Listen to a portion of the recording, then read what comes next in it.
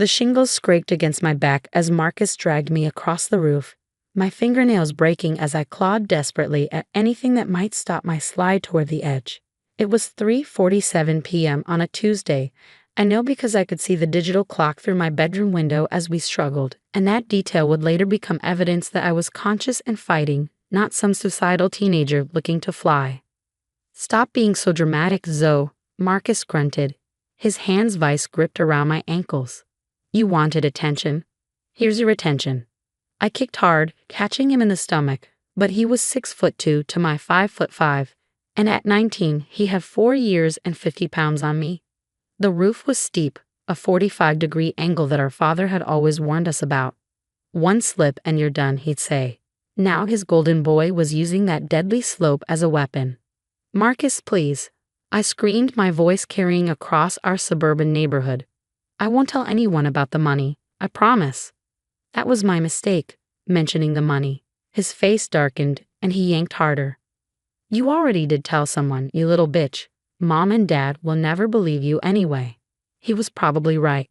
Marcus had perfected his role as the devoted son, the Stanford-bound engineering student who could do no wrong. Meanwhile, I was the troubled 15-year-old who'd been caught with weed once planted by him, and had been seeing a therapist for behavioral issues, also orchestrated by him. He'd spent 2 years carefully crafting a narrative where I was unstable, and he was my protective big brother. But I discovered his secret, the college fund our grandparents had left us. $100,000 each was supposed to be untouchable until we turned 21. Marcus had found a way in, using his tech skills to create fake authorization documents. He'd already blown through $60,000 of his share on crypto gambling, and when that ran out, he'd started on mine. I found out accidentally, looking for a calculator in his room and finding printed screenshots of transactions instead. I'd made the fatal error of confronting him privately first, thinking we could work it out as siblings. His response was to immediately tell our parents I'd been snooping and making up stories because I was jealous of his success. Now on the roof, I realized he'd planned something more permanent than gaslighting. "You know what your problem is?" he said, pulling me closer to the edge. "You can't let things go, just like with the cat." The cat? Mr. Whiskers, who'd fallen from this very roof last year. I'd seen Marcus throw him, but who'd believe me? Just another wild accusation from unstable Zoe. My feet touched the gutter, 25 feet to the concrete driveway below. Not necessarily fatal, but Marcus wasn't taking chances. He positioned us above the decorative boulder garden my mother had installed last spring. Jagged rocks arranged artistically that would ensure any fall was devastating. "Help," I screamed again. "Somebody lie, help me." "Go ahead and scream," Marcus said calmly. "Everyone knows you've been depressed. Mom told the whole neighborhood about your cry for help last month." That had been another of his setups, deleting my homework from my computer the night before finals, watching me have a breakdown, then suggesting to our parents that I might be a danger to myself. He even hidden razor blades in my room for them to find, which I discovered and thrown away, but not before our mother had seen them and drawn her own conclusions. I grabbed onto the gutter with both hands as he tried to push me over. The metal cut into my palms, but I held on with desperate strength. That's when I saw it, Mr. Davidson's white Tesla in the driveway next door, its sleek profile facing our house. The car was new, delivered just last week. Mr. Davidson had proudly shown off all its features at the block party, including the cameras. I gasped out loud. Marcus followed my gaze and saw the Tesla. His face went pale for just a moment before recovering. "Doesn't matter. It's just a car." But I could see the doubt in his eyes. He didn't know about Sentry Mode, didn't know that Teslas were basically surveillance systems on wheels. 9 cameras with a perfect view of everything happening on our roof. "It's recording everything," I said. "Your face, your hands on me, everything." "You're lying." But his grip loosened slightly. That moment of hesitation saved my life. I twisted hard, using his momentary distraction to break partially free. We grappled on the slanted roof, and trying to regain control, me fighting for my life. In the struggle, his foot slipped on loose shingle. For one terrifying moment, we both slid toward the edge. Marcus caught himself on the satellite dish mount. I wasn't so lucky. My momentum carried me over the gutter, and suddenly I was falling, 25 feet through empty air, the rocks rushing up to meet me. I hit the boulder garden hard, but miraculously missed the worst of the jagged stones. My left leg snapped on impact, and I felt ribs crack. But I was conscious, alive, screaming in agony, but alive. Marcus was already climbing down the ladder, his face a mask of fake concern. "Oh my God, Zoe, I tried to grab you. I tried to stop you." Neighbors were running out of their houses, Mrs. Patterson from across the street, the Johnsons from 2 doors down, and Mr. Davidson, whose Tesla had witnessed everything. "She's been so depressed," Marcus was already telling them, tears streaming down his face. "I saw her heading for the roof and tried to stop her. I couldn't reach her in time." My mother burst out of the house, wailing. She's been talking about flying lately, about how she wanted to know what it felt like to fly. Oh God, we should have watched her more closely. I tried to speak, to deny it, but the pain was overwhelming. The world kept going dark around the edges, but I held on to consciousness long enough to gasp out to Mr. Davidson. "Your car? Check your car." The paramedics arrived within minutes, followed by police. As they loaded me onto a stretcher, I heard Detective Rivera questioning Marcus. "She's been struggling," Marcus said, his voice perfectly calibrated for concern and grief. "Depression, anxiety. She found out she might have to repeat sophomore year and just snapped. I tried to talk her down from the roof, but she said she wanted to fly like the birds." "I never said that," I managed to croak. Detective Rivera looked at me with sympathy but skepticism. Another troubled teen making accusations. I'd seen that look before. At the hospital, as they prepped me for surgery on my shattered leg, my parents and Marcus spun their web of lies. They told the staff about my depression, my previous attempts, my fascination with flying. They produced a journal, one I'd never seen before, filled with suicidal ideation in handwriting that looked almost like mine. Marcus's computer skills apparently extended to forgery. It would have worked. Should have worked. Troubled teen attempts suicide, protective brother tries to save her, case closed. Except for Mr. Davidson and his Tesla. He came to the hospital the next day while my family was at the cafeteria. "Zoe," he said quietly, "I reviewed my car's footage." My heart leaped. "You saw everything, 9 different angles. Your brother dragging you up the ladder while you fought. The whole struggle on the roof. Him trying to push you off. You fighting for your life." His face was grim. "I've already given copies to Detective Rivera." The footage was crystal clear. Every camera on the Tesla had been recording in sentry mode, triggered by my screams.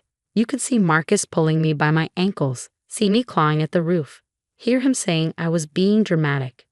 Most damning, you could see the exact moment he tried to push me over the edge, his hands on my shoulders, the deliberate shove, my desperate grab for the gutter.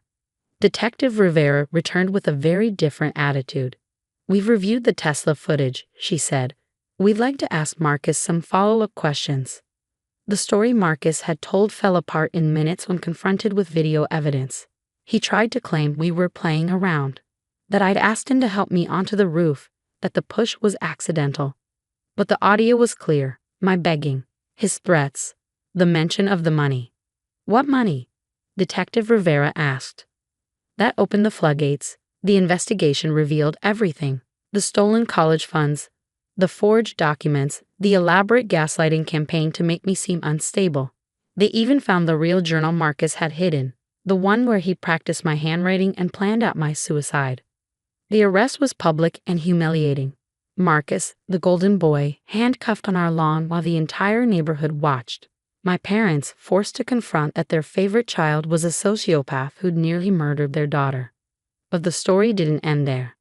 Mr. Davidson posted a thread on Twitter about how his Tesla's sentry mode had captured an attempted murder. He didn't name names, but he included a single still frame, just the roof, no faces visible, but clearly showing someone being dragged against their will. The thread went viral. #Tesla saved my life started trending. News outlets picked it up. Tesla's sentry mode captures attempted murder, saves teen's life. Then came the retweet that changed everything. Elon Musk himself shared Mr. Davidson's thread with a comment. "Sentry mode was designed to catch vandals and thieves." Incredible to see it save someone's life by capturing attempted murder. The victim's family should have full access to all footage for prosecution.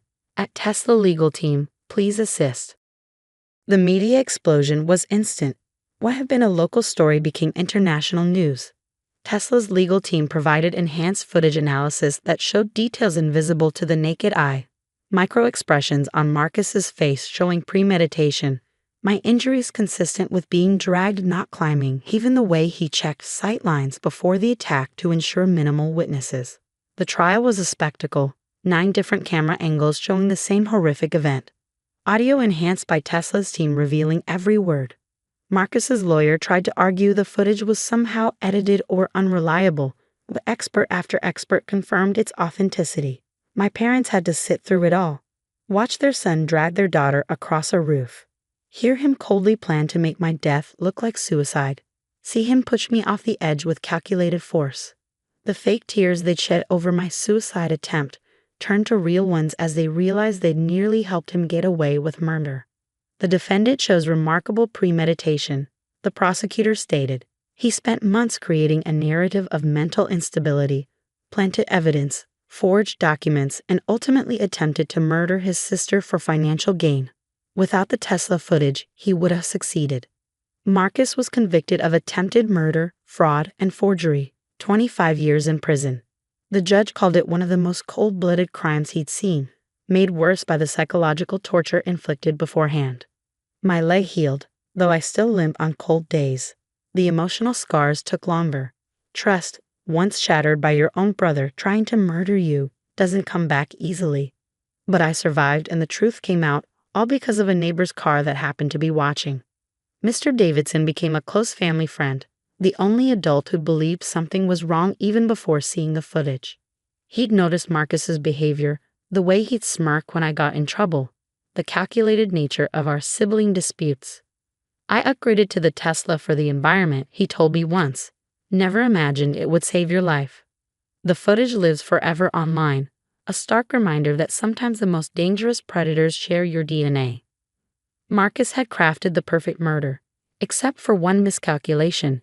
He didn't know that in 2024, cars could be witnesses. The money was recovered and put in a trust I can't access until 25. My choice, not the courts. I wanted to finish growing up without that temptation, to build a life based on my own efforts, not an inheritance someone tried to kill me for. I still live in the same house. My parents couldn't bring themselves to move. The roof has been repaired, the boulder garden removed and replaced with soft grass. But sometimes I look up at that steep slope and remember the feeling of sliding toward death while my brother held my ankles. Then I look at Mr. Davidson's driveway where a new Tesla sits sentinel and remember that sometimes guardian angels come with 9 cameras and a genius CEO who retweets at just the right moment. Marcus wrote me one letter from prison. A single line, "You got lucky." I wrote back, "No, I got recorded." Technology saved my life by doing what humans wouldn't, watching without bias, recording without judgment, and presenting truth without agenda. 9 cameras saw what family refused to see, a brother willing to kill for money and call it love. The text message from Mom felt like a punch to the gut. "We need to talk. Family meeting tonight. Important news about the house. I'm Zoe." And that message marked the beginning of the end of everything I thought I knew about family loyalty. Standing in my childhood home's kitchen 12 hours later, I wished I'd never shown up. "We're selling the house," Dad announced, his voice steady as if he were discussing the weather. "Caesar has an amazing business opportunity, and we're going to help him make it happen." The wooden spoon I'd been clutching, the same one I'd used to help Mom bake countless birthday cakes, clattered to the floor. "You're what?" Caesar leaned against the doorframe, that familiar smirk playing on his lips. "It's a game changer, sis. Premium coffee shops across the city. We're talking artisanal blends, prime locations." "Stop," I held up my hand. "You're selling our home, the house we grew up in, for coffee shops?" Mom stepped forward, her hands twisting her wedding ring like she always did when nervous. "Honey, we've discussed this thoroughly. Caesar has a solid business plan." "Solid?" I laughed, but it came out more like a sob. "Like the food truck venture last year? Or the cryptocurrency investment that emptied his savings?" "That's not fair," Caesar pushed off the doorframe. This is different. I've got investors lined up. Who? The same guys who convinced you to sink 20 grand into that bogus real estate scheme? Zoe. Dad's voice carried that warning tone I remembered from childhood. Your brother has matured. We believe in his vision. I turned to the window, staring at the maple tree I'd climbed countless times. The treehouse Dad built us still clung to its branches, weathered but standing.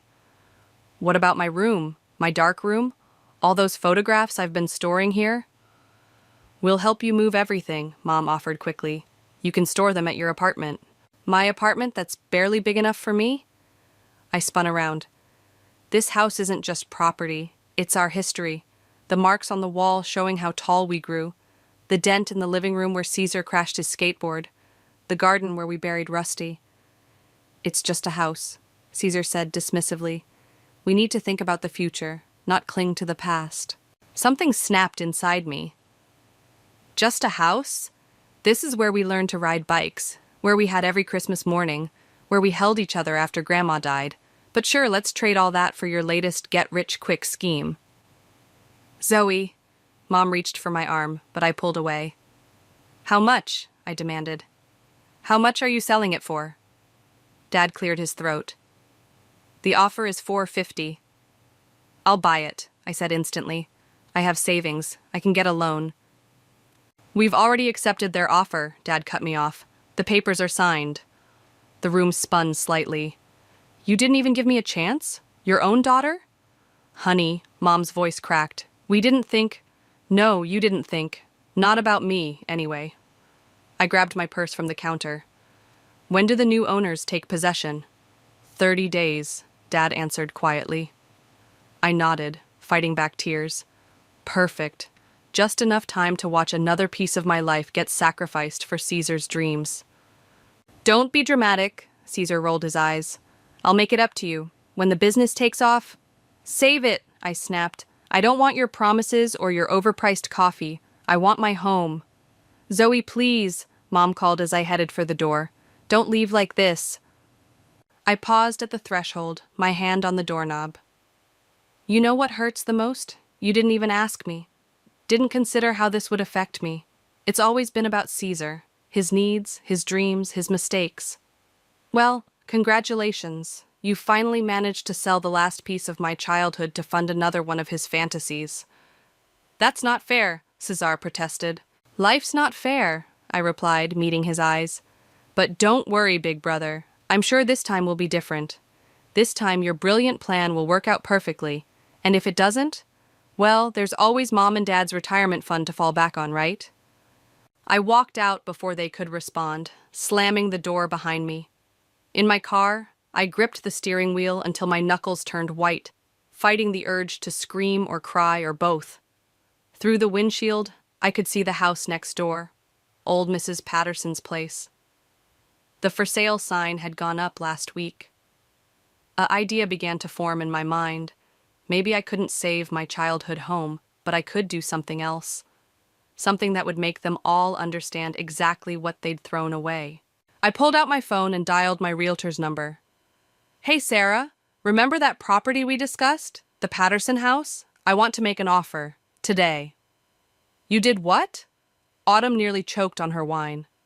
We were sitting on my tiny apartment balcony, the evening air thick with summer heat and the weight of my decision. I bought Mrs. Patterson's house, I repeated, swirling the red wine in my glass. The offer was accepted this morning. Okay. Autumn set her glass down carefully. And you're planning to turn it into a women's retreat center? Just like that? Why not? It's perfect. 5 bedrooms, huge garden, that amazing sunroom. I leaned forward. Plus, it's right next door to my family's house. Every time Caesar looks out his precious coffee shop window, he'll see what I built from scratch. Girl, Autumn's eyes widened. That's either brilliant or crazy, maybe both. My phone buzzed, another message from Mom. I ignored it, like I had the previous dozen. You should see the property, I continued. I'm meeting the inspector tomorrow. Want to come? Obviously. Someone needs to make sure you don't completely lose your mind. She paused. Have you actually run the numbers on this? I pulled out my laptop. I've been working on nothing else for the past week. Look. As I showed her the spreadsheets, business plan, and market research, Autumn's skepticism slowly transformed into interest. There's nothing like this in the area, I explained. Women need a place to reset, to heal, to figure out their next steps. I can offer workshops, temporary housing, counseling services. Using your photography studio space, Autumn finished, catching on. Art therapy. Exactly. I closed the laptop. I've already talked to 3 potential investors. They love the concept. The sliding door creaked open, and my neighbor Rachel poked her head out. Sorry to interrupt, but I couldn't help overhearing. Are you really starting a women's retreat? That's the plan. Rachel stepped onto the balcony. My sister could have used something like that last year when she was going through her divorce. She ended up sleeping on my couch for 3 months because she had nowhere else to go. See? I gestured to Rachel. This is exactly why... My phone buzzed again, this time with Caesar's name flashing on the screen. I declined the call. You'll have to talk to them eventually, Autumn said gently. No, I really don't. I stood up and walked to the railing. They made their choice. Now I'm making mine. Rachel cleared her throat. Well, if you need any help with the retreat, I'm a licensed social worker. I'd love to be involved. I turned back, surprised. Really? Absolutely. I can help set up support programs, maybe run some group sessions. The next morning, Autumn and I met the inspector at Mrs. Patterson's house. Standing in the grand entryway, with sunlight streaming through the stained glass windows, I felt a surge of certainty.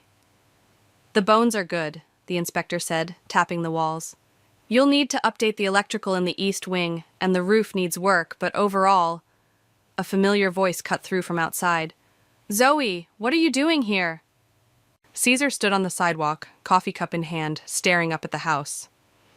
Buying property, I called back. Isn't that what our family does now? He jogged up the front steps. Come on, sis, don't be like this. Let's talk. About what? How you convinced Mom and Dad to sell my childhood home for your latest scheme? It's not a scheme, I've got everything planned out. Look. He reached for his phone. Save your pitch deck, I cut him off. I'm busy with my own business plan. His eyes narrowed. What business plan? You'll see soon enough. I turned to the inspector. Shall we continue the tour? Zoe, Caesar grabbed my arm. What are you up to? I yanked free. Creating something meaningful, something that actually helps people. But I wouldn't expect you to understand that concept. Autumn stepped between us. I think you should leave, Caesar. He backed away, hands raised. Fine, but this isn't over. No, I agreed, watching him retreat down the walkway. It's just beginning. Back inside, Autumn whistled low. Well, that was intense. Good, I said, running my hand along the vintage wallpaper. I want him to worry. I want them all to see what they threw away. Just remember, Autumn cautioned, the best revenge is living well. I smiled, already envisioning the transformation this house would undergo. Trust me, I plan to live extremely well, and I'm going to help other women do the same. The inspector cleared his throat. Shall we check out the second floor? As we climbed the grand staircase, I could feel the house's potential humming through my fingers on the banister. This wasn't just about getting back at my family anymore. This was about creating something bigger than myself, something lasting. And if it happened to make Caesar and my parents uncomfortable in the process, well, that was just karma doing its work. The contractor just quit. I slumped onto a dust-covered chair in what would eventually be the retreat's main office. Said the electrical work is more complicated than he thought? Rachel looked up from the stack of permit applications spread across the floor. That's the 3rd one this month. I know. I rubbed my temples, trying to ward off an approaching headache. The renovation was already 2 weeks behind schedule, and my savings were draining faster than expected. A knock on the front door echoed through the empty house. We're closed, I called out, not in the mood for another nosy neighbor asking about construction noise. I saw your sign outside, a voice responded. About the women's retreat? Rachel and I exchanged glances. I hadn't put up any sign yet. Curious, I walked to the door. A young woman stood on the porch, hugging herself despite the warm weather. Her eye makeup was smudged, and she carried a small duffel bag. "I'm Gemma," she said quickly, as if afraid I'd shut the door. "I know you're not open yet, but I saw the workers here, and I just really need a place to stay." "We're still under construction," I explained. "Nothing's ready. Please." Her voice cracked. "I can't go back to my apartment. He'll be waiting." The desperation in her eyes hit me like a physical force. I recognized that look, the same one I'd seen in the mirror countless times after my family's betrayal, but deeper, more urgent. "Come in," I heard myself say. "The kitchen's somewhat functional. We can at least make coffee." 20 minutes later, Gemma sat at our makeshift break table, hands wrapped around a steaming mug. "I left this morning while he was at work. 3 years of—" She trailed off. "I just couldn't do it anymore." Rachel, in full social worker mode, was already making calls to domestic violence shelters. I watched Gemma's hands trembling around the mug and made a decision. "The West Wing bedroom is finished," I said. "It's basic, but it has a bed and a working bathroom. You can stay there while we figure things out." Rachel shot me a warning look. "Zoe, we don't have the proper permits yet. Then we'll get them faster." I turned back to Gemma. No one should have to go back to a place that doesn't feel safe. Later that evening, as I was sorting through construction quotes, I heard voices outside. Through the window, I saw Caesar talking to one of the remaining contractors in the driveway. I stormed out. "What do you think you're doing?" Caesar spun around, all innocent smiles.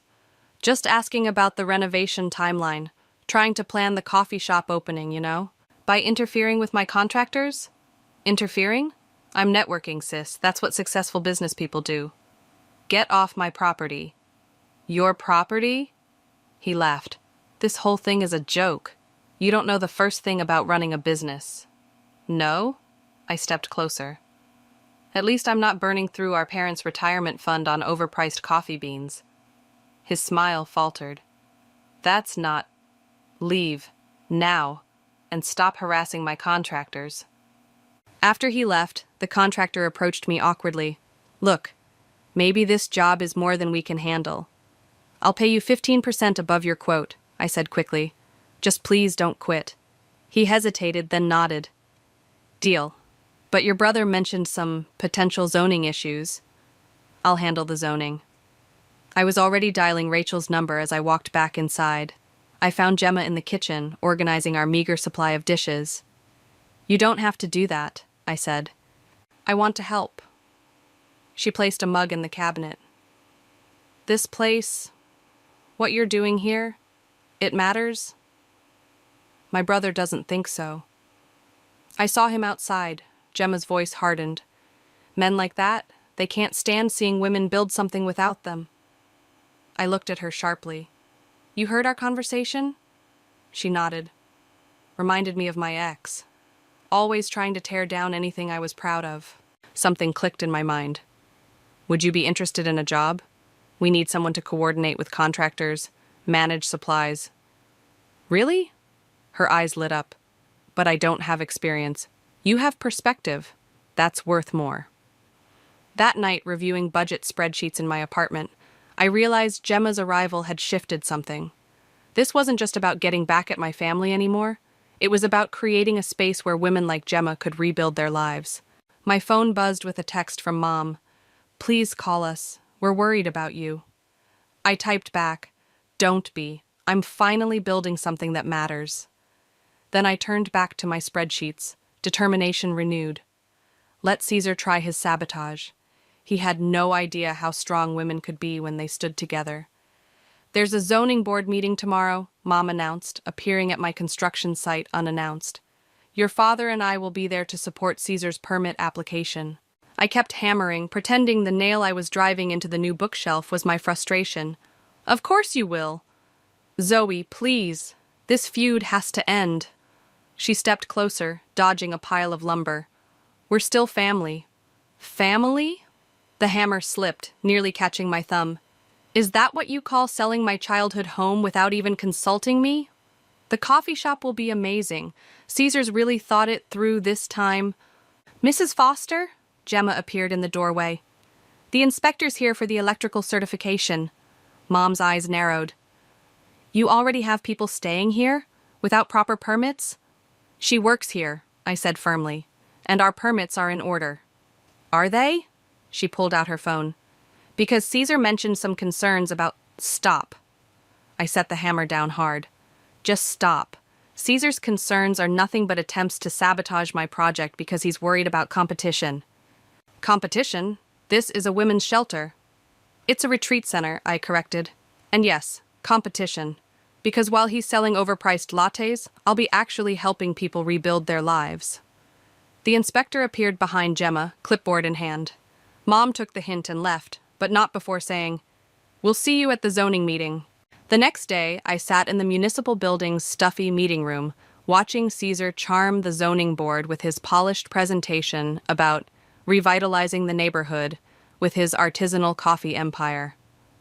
And as you can see, he gestured to his slides, the property's current residential zoning classification would be better served by converting to commercial use. I gripped my folder tighter, waiting for my turn.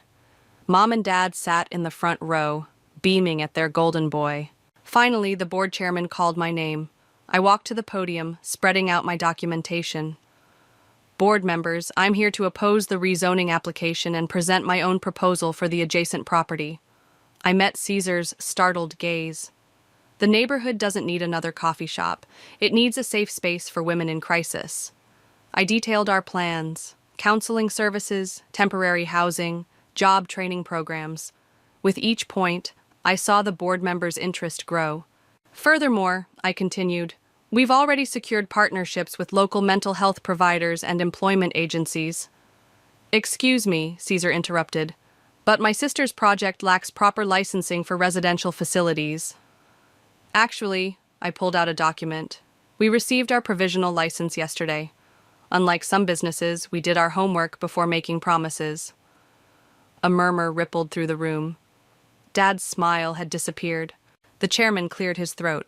Mr. Foster, your rezoning application could impact both properties. Given the circumstances, we'll need to review. This is ridiculous! Caesar stood up. She's only doing this to spite me. Spite? I laughed. You really think everything revolves around you, don't you? Children, please. Mom started to rise. No, Mom. Let him speak. I turned to Caesar. Tell everyone how you convinced our parents to sell our home for your latest get-rich-quick scheme. Tell them about the contractors you tried to poach, the rumors you've been spreading about our permits. I was protecting our family's investment. Caesar's face reddened. This neighborhood needs upgrading, not some depressing shelter. It's not depressing, a voice called from the back. Gemma stood up, shoulders straight. It's hope. When I left my abusive ex, Zoe's retreat gave me a chance to start over. How many lattes can do that? Silence fell over the room. The chairman cleared his throat again. Given the complexity of these proposals, we'll need time to review both applications. Meeting adjourned. Outside, Dad caught up to me. Zoe, this vendetta has gone too far. Vendetta? I shook my head. Look around, Dad. See those women? I pointed to where Gemma stood with 2 other retreat residents. They're why I'm doing this. Not everything is about Caesar. But the family made its choice. I stepped back. Now I'm making mine, and unlike Caesar's coffee shop dreams, I'm actually helping people. Mom appeared at his side. Honey, please. Save it. I turned away. I'll see you at the next meeting. Bring your checkbook. Caesar might need more startup capital when this falls through. Walking to my car, I heard Gemma call out, "That was amazing!" I managed a smile, but my hands were shaking. Standing up to my family had cost more than I'd expected, but seeing their faces when Gemma spoke, that made it worth it. My phone buzzed with a text from Autumn. How'd it go? I typed back, war declared, battle lines drawn, but we're winning. Because this wasn't just about zoning anymore. This was about proving that sometimes the best revenge isn't just living well, it's living purposefully. Smile. The photographer from the local newspaper adjusted her camera. One more with the whole group. 3 months after the zoning battle, our retreat center was officially open. 20 women, including Gemma, gathered on the front steps. The renovated Victorian house gleamed behind us, its fresh paint and new sign catching the morning sun. "This is surreal," Rachel whispered beside me. "We're actually trending on social media." The article about our opening had gone viral overnight. "Local woman transforms family drama into haven for abuse survivors." The headline alone had brought in dozens of inquiries. "Ms. Foster?" A reporter raised his hand. "Your brother's coffee shop opens next door next week. Any comments?" "This isn't about my brother," I replied firmly.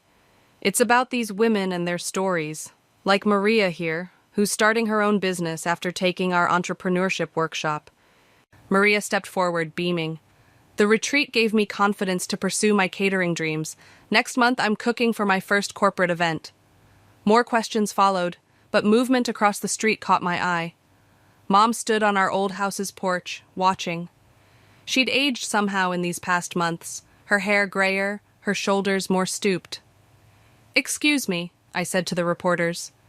"Gemma, could you handle the rest of the questions?" Crossing the street felt like crossing an ocean. Mom didn't move as I approached. "The house looks beautiful," she said quietly. "You've done amazing work." "Thanks." I stood awkwardly, hands in my pockets. "How's Caesar's shop coming along?" She hesitated. "Having some supplier issues. The premium beans he ordered didn't arrive." "Of course they didn't." "Zoe, please." She turned to face me. "I know we hurt you, but seeing what you've built here, maybe it was meant to be this way." "Meant to be?" I laughed. "Mom, you sold my home without even talking to me. And look what you did with that pain." She gestured to the retreat. "You turned it into something beautiful, something meaningful." Before I could respond, Gemma called from across the street. "Zoe, the TV crew is here." "TV crew?" Mom's eyes widened. "Local news," I explained. "They're doing a feature on women-owned businesses in the area." "That's wonderful." She paused. "Caesar tried to get them interested in the coffee shop, but what?" "They said artisanal coffee wasn't newsworthy enough." I bit back a smile. "I should go." "Wait," Mom grabbed my arm. "There's something you should know. Your father and we're worried about Caesar's finances. The shop's renovations cost more than expected and—" "Stop." I held up my hand. "I don't want to know. Whatever hole he's dug himself into, it's not my problem." Back at the retreat, the TV crew was setting up in our newly finished community room. Women gathered around, sharing stories of how they'd found us. "The photography classes helped me see beauty again," one said into the microphone. "I learned to trust myself here," added another. Gemma, now our official program coordinator, organized everyone for the segment. "Zoe, they want to interview you last. Something about saving the best for final cut." The reporter, a sharp-eyed woman named Diana, sat across from me. "Your story is compelling," she said. "Converting family conflict into community support. Mind if we dig deeper?" "Actually, I do." I straightened my shoulders. "The conflict that led me here isn't the story. These women are. Their resilience, their courage to start over. That's what matters." Diana smiled. "Even better. Tell me about them." For the next hour, I shared our success stories. The domestic violence survivor who became a counselor, the divorced mother who started her own online business, the elderly woman who found community after losing her husband. "One last question," Diana said. "Your brother's coffee shop opens next door soon. Any message for him?"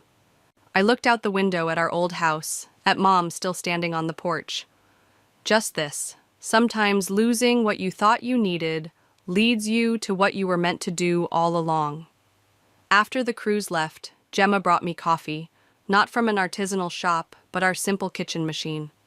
"The waiting list is up to 30 women now," she said. "We might need to think about expanding." "Expanding?" I nearly choked on my coffee. "The property 2 doors down just went up for sale." Her eyes sparkled. "Just saying." I watched the sunset paint our retreat in golden light, thinking about Mom's words. Maybe she was right. Maybe this was meant to be. My phone buzzed, a text from Autumn. "Just saw the news crew. You're going to be famous." I typed back, Not me, the retreat, the women, their stories. Because that's what mattered now. Not revenge, not family drama, but the lives we were helping rebuild, one day at a time. Though I had to admit, the fact that we were thriving while Caesar struggled did feel a little like karma. The pounding on my door at 2 a.m. could only mean trouble. I opened it to find Dad, looking older than I'd ever seen him. "Caesar's in trouble," he said without preamble. "Big trouble." "When isn't he?" I started to close the door, but Dad's next words froze me. He used the coffee shop as collateral for a loan, a high-interest loan from people you don't want to owe money to. Of course he did. I leaned against the doorframe. How much? 200,000. The number hit like a physical blow. "Tell me you and Mom didn't co-sign." His silence was answer enough. "Jesus, Dad." I ran my hands through my hair. "The house money wasn't enough? You had to risk everything else too?" "He had a plan. He always has a plan," I was shouting now, not caring about my neighbors. "And you always fall for it." "The suppliers backed out," Dad continued.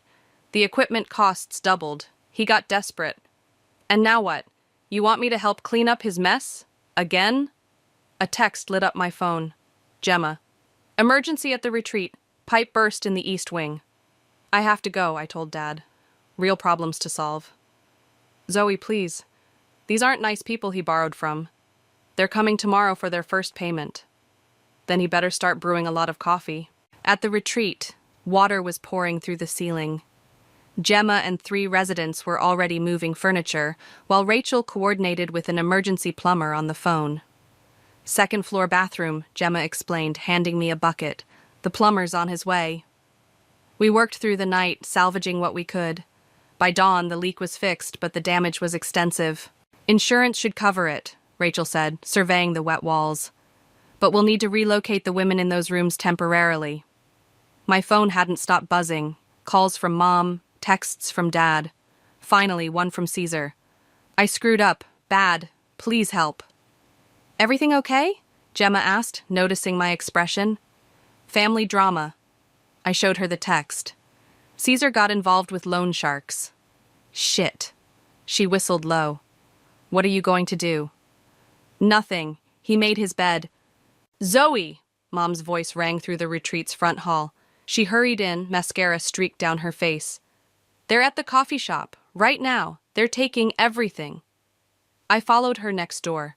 Through the coffee shop's windows, I could see men in dark suits removing equipment while Caesar argued frantically. "You can't do this," he was saying as we entered. "I just need more time." "Time's up," one of the men said calmly. "Should have read the contract better." "I'll call the police," Mom threatened. "Go ahead." The man smiled. "Show them the loan documents you all signed." I watched my brother's dream being dismantled piece by piece. Part of me felt satisfaction, karma finally catching up. But another part remembered the little boy who used to protect me from playground bullies. "Wait," I heard myself say. "What would it take to stop this, right now?" The man turned. "First payment's 50 grand. Due now." "I can have it in an hour," I said, "if you leave the equipment." Everyone stared at me. "Sis," Cesar's voice cracked. "You don't have to—" "Shut up." I turned to the man. "Deal?" He nodded. 1 hour. At the bank, withdrawing nearly half my emergency fund, Caesar wouldn't look at me. "This is a loan," I said firmly, "with real paperwork and legal terms. You'll pay me back every cent." "I know." He swallowed hard. "I don't deserve—" "No, you don't. But Mom and Dad don't deserve to lose everything because of you, again." "The coffee shop's failing anyway," he admitted. "Even with all the equipment, I can't compete with the chains." "Then sell it. Pay off your debts. Get a real job." Back at the retreat, Gemma was organizing a cleanup crew for the water damage. She took one look at my face and pulled me aside. "You helped him, didn't you?" I nodded. "After everything he did? I didn't do it for him." I watched the women working together, supporting each other. "I did it because that's what we're about here, helping people find better ways forward, even if those people sometimes don't deserve it." "You're a better person than me," Gemma said. "No." I smiled tiredly. just finally learning the difference between revenge and redemption. My phone buzzed, a message from Mom. "Thank you for everything." I didn't respond. Some wounds were still too fresh, some bridges still too fragile. But maybe, just maybe, this was a start toward something new. "Come on," Gemma tugged my arm. "These walls won't dry themselves." And so I turned back to the work that mattered, leaving Caesar to figure out his own path forward. For once, I had nothing left to prove. The Governor's Office of Women's Initiatives wants to use our retreat as a model for the state program, Rachel announced, bursting into my office. They're sending a representative next week. 6 months after the coffee shop disaster, our retreat had become more successful than I'd ever imagined. Cesar had sold his failed business to a local restaurant group, and now I sat watching moving trucks pack up the last of his equipment. "Earth to Zoe?" Rachel waved her hand in front of my face. "Did you hear what I said? State funding." "Sorry, yes." I turned back to my desk. "It's just weird, watching them dismantle everything he worked for." "You mean everything he stole from your childhood home for?" "Yeah." I stood up. "Speaking of which, where are we on the expansion plans?" Rachel spread out blueprints across my desk. "The bank approved our loan yesterday. We can start renovations on the new property next month." The front door chime rang, and Gemma's voice carried up the stairs. "Zoe, your mother's here!" Mom stood in the entrance hall, clutching her purse like a shield. "The moving trucks." She gestured next door. "I just couldn't watch." "He's fine, Mom. The restaurant group hired him as a manager." "I know." She looked around the retreat's newly renovated interior. "This place... It's amazing, honey. The women I see coming and going, their faces when they leave. You've created something special." "Thanks." I hesitated. "Would you like a tour? We've made some changes since you were here last."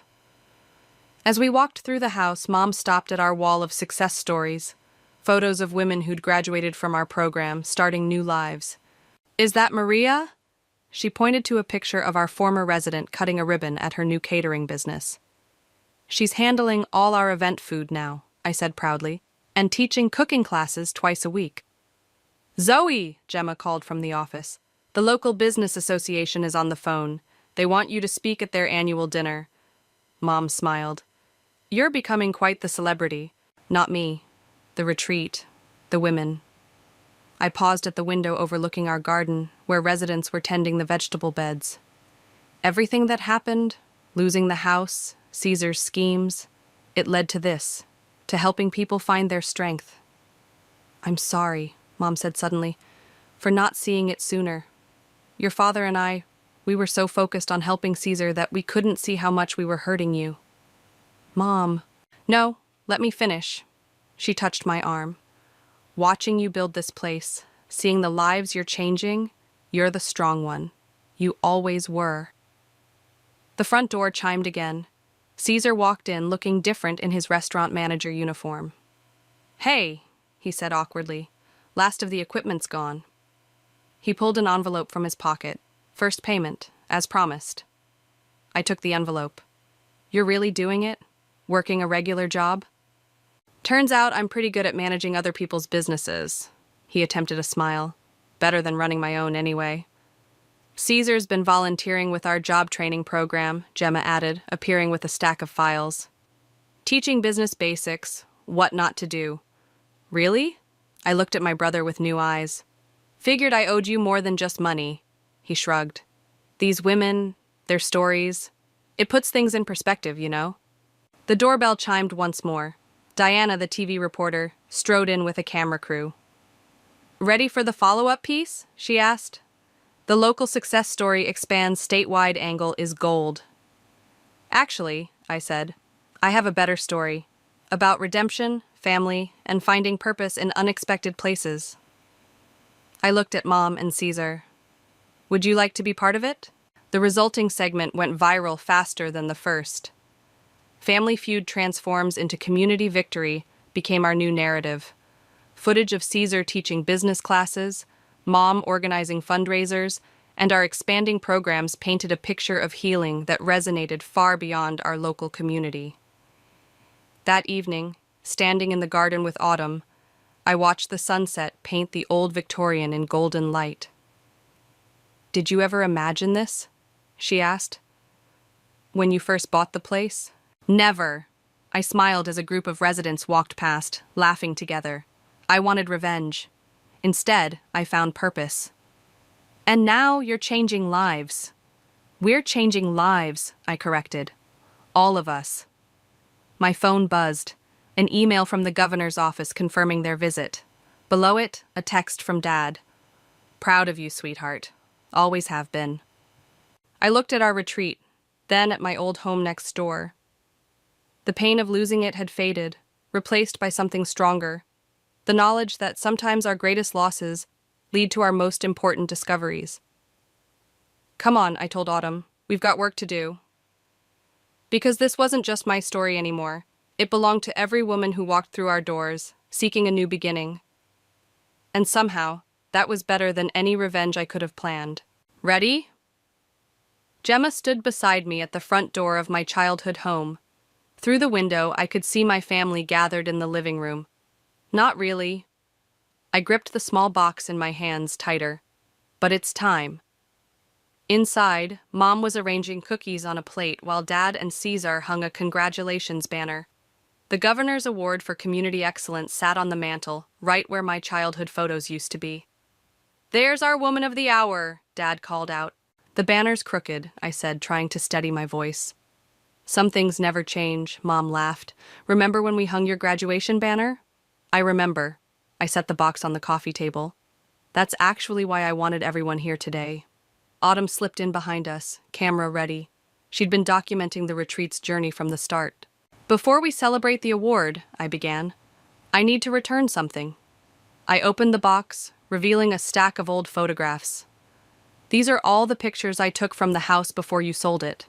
I've been holding on to them like weapons." Caesar shifted uncomfortably. "Sis." "Let me finish." I pulled out the first photo. All of us at the beach, much younger, much happier. "I've been so angry about losing this house that I forgot what made it special wasn't the building. It was us, even when we were mess." Mom wiped her eyes. "We were quite a mess, weren't we?" "Still are," I smiled. "But different now." I handed each of them a photo. To Mom, the picture of us baking Christmas cookies. To Dad, the one of him building our treehouse. To Cesar, a shot of him teaching me to ride a bike. "The retreat taught me something," I continued. "Healing doesn't mean forgetting. It means building something new from what's left." "Speaking of building," Gemma interjected, right on cue. "Should we tell them?" I nodded. The state funding came through. We're opening 3 new retreat locations. 3? Caesar's eyes widened. "That's amazing." And I took a deep breath. "We want to use the old coffee shop space for our first youth center. For teenage girls who need support before crisis hits." The room fell silent. The coffee shop space, still owned by our parents, had been sitting empty since Caesar's business failed. "It's yours," Dad said immediately. "No." I shook my head. "Not given, bought. Properly this time. I have the paperwork ready." Mom started to protest, but I held up my hand. "This needs to be business, not family. We've learned that lesson, right?" Caesar laughed. "Yeah, the hard way. But," I added, "I would like my family involved. Mom, your fundraising skills are incredible. Dad, we need someone to oversee the renovation. And Caesar, let me guess, business classes on what not to do.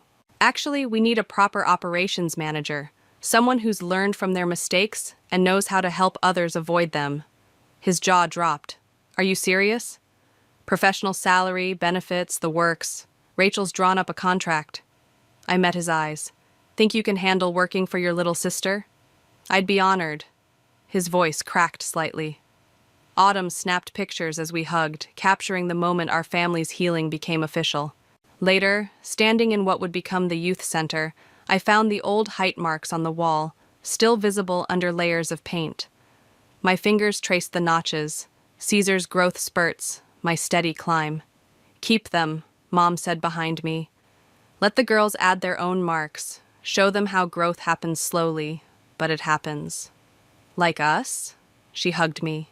Like us. Outside, the retreat's lights glowed warmly in the dusk. Women moved between buildings, carrying books, laptops, dreams.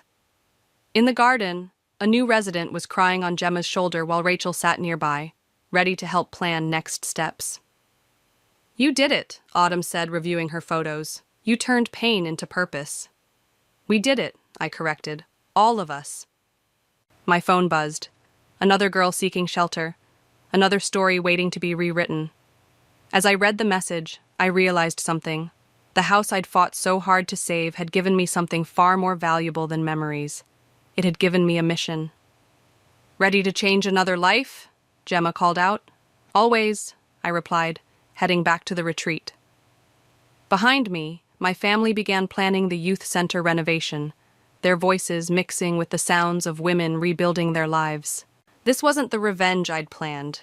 It was better. Because sometimes the best way to heal old wounds isn't to get even, but to get better. To build something so beautiful from the ashes of what was lost that even those who hurt you want to be part of it. And that's a victory sweeter than any revenge could ever be. The champagne flute slipped from my fingers and shattered against the marble floor of Meredith's pristine kitchen. Pink liquid splashed across my black dress, the same dress I'd worn to the hospital 3 weeks ago. "Jesus, Kendall," Clint barely looked up from his phone. "Mom just had those floors redone." My name is Kendall, and I used to think broken things could be fixed. I was wrong about a lot of things back then. I'm sorry. The words came out automatically, like they had every day since the miscarriage. Sorry for bleeding through the sheets. Sorry for crying during dinner. Sorry for existing in a space that wasn't supposed to hold grief. Meredith appeared with a towel, her lips pressed into that familiar line of disappointment.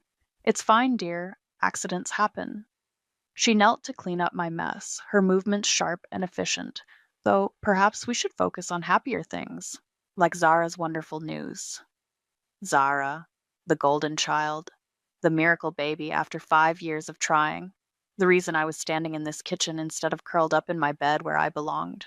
"The party planning will be therapeutic," Clint had said 3 days ago. "You need something positive to focus on." "I need time to grieve," I'd replied. "You've had time. It's been 3 weeks." 3 weeks. As if grief operated on a schedule, as if my body hadn't spent 9 weeks growing something that would never take its first breath. "Kendall?" Zara's voice floated from the living room. "Can you come help me with the color scheme?" I stepped carefully around the broken glass and found Zara sprawled across Meredith's white sectional, surrounded by fabric swatches and Pinterest printouts. Her hand rested on her still flat stomach in that protective way pregnant women do, even when there's barely anything to protect yet. "I'm thinking blush pink and sage green," she said, not looking up from her phone. "Very organic, very authentic. What do you think?" "It's beautiful." The lie tasted like champagne and regret.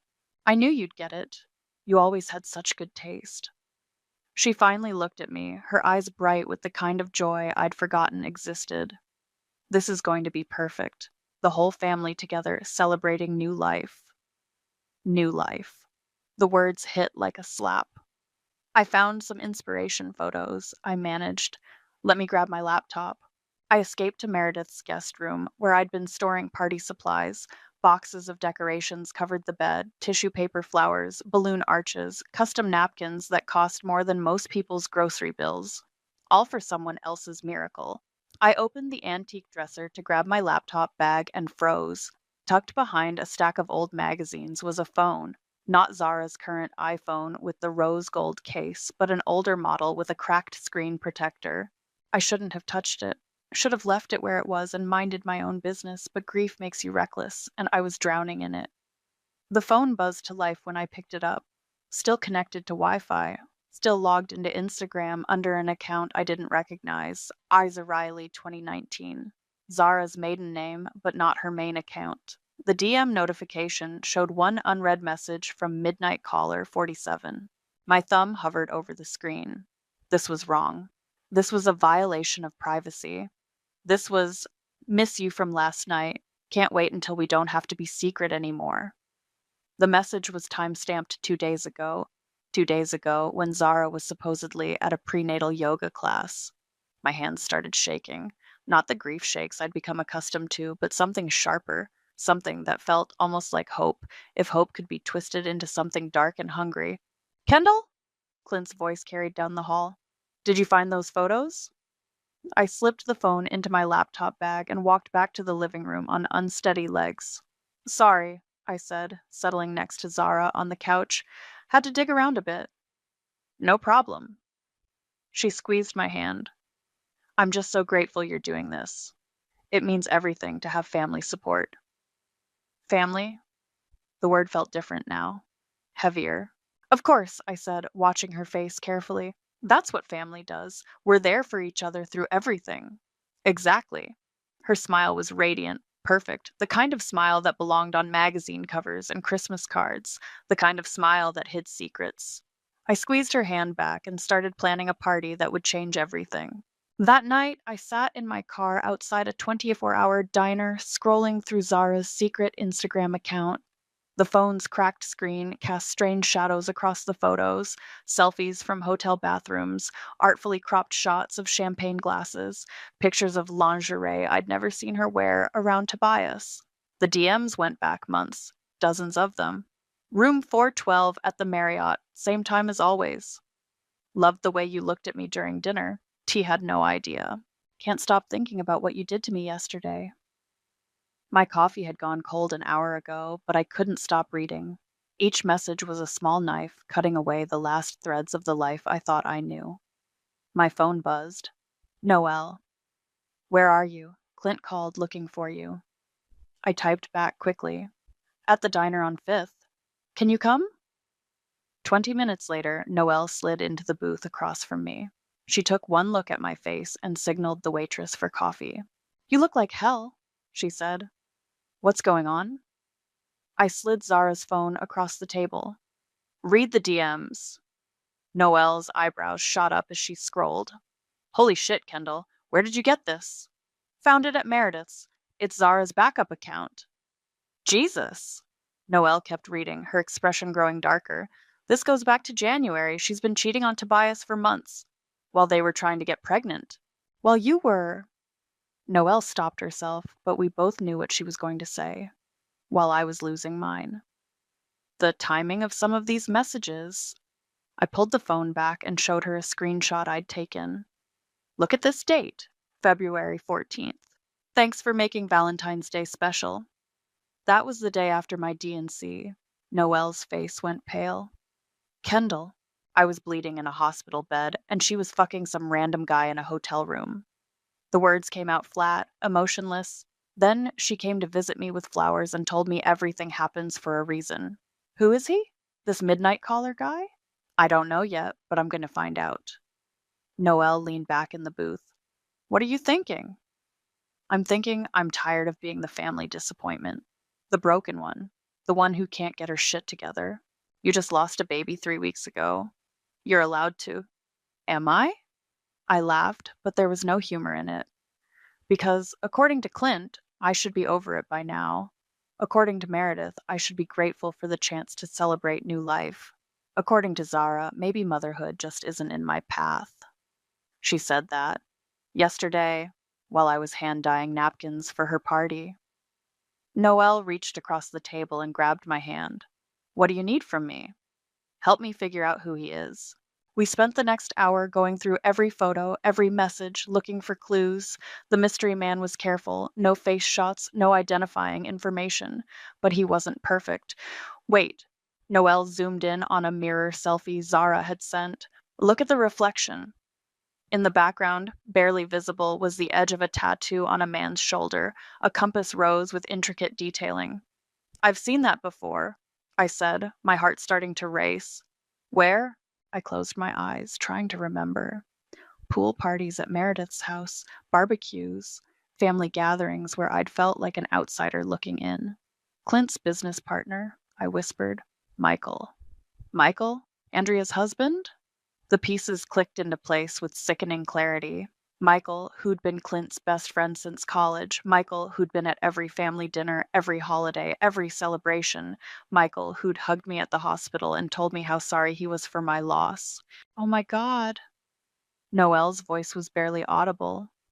Kendall, if this is true, it explains everything. The travel schedule that lines up with Zara's spa days, the way he always volunteers to pick her up from events, the way Andrea's been complaining about him working late.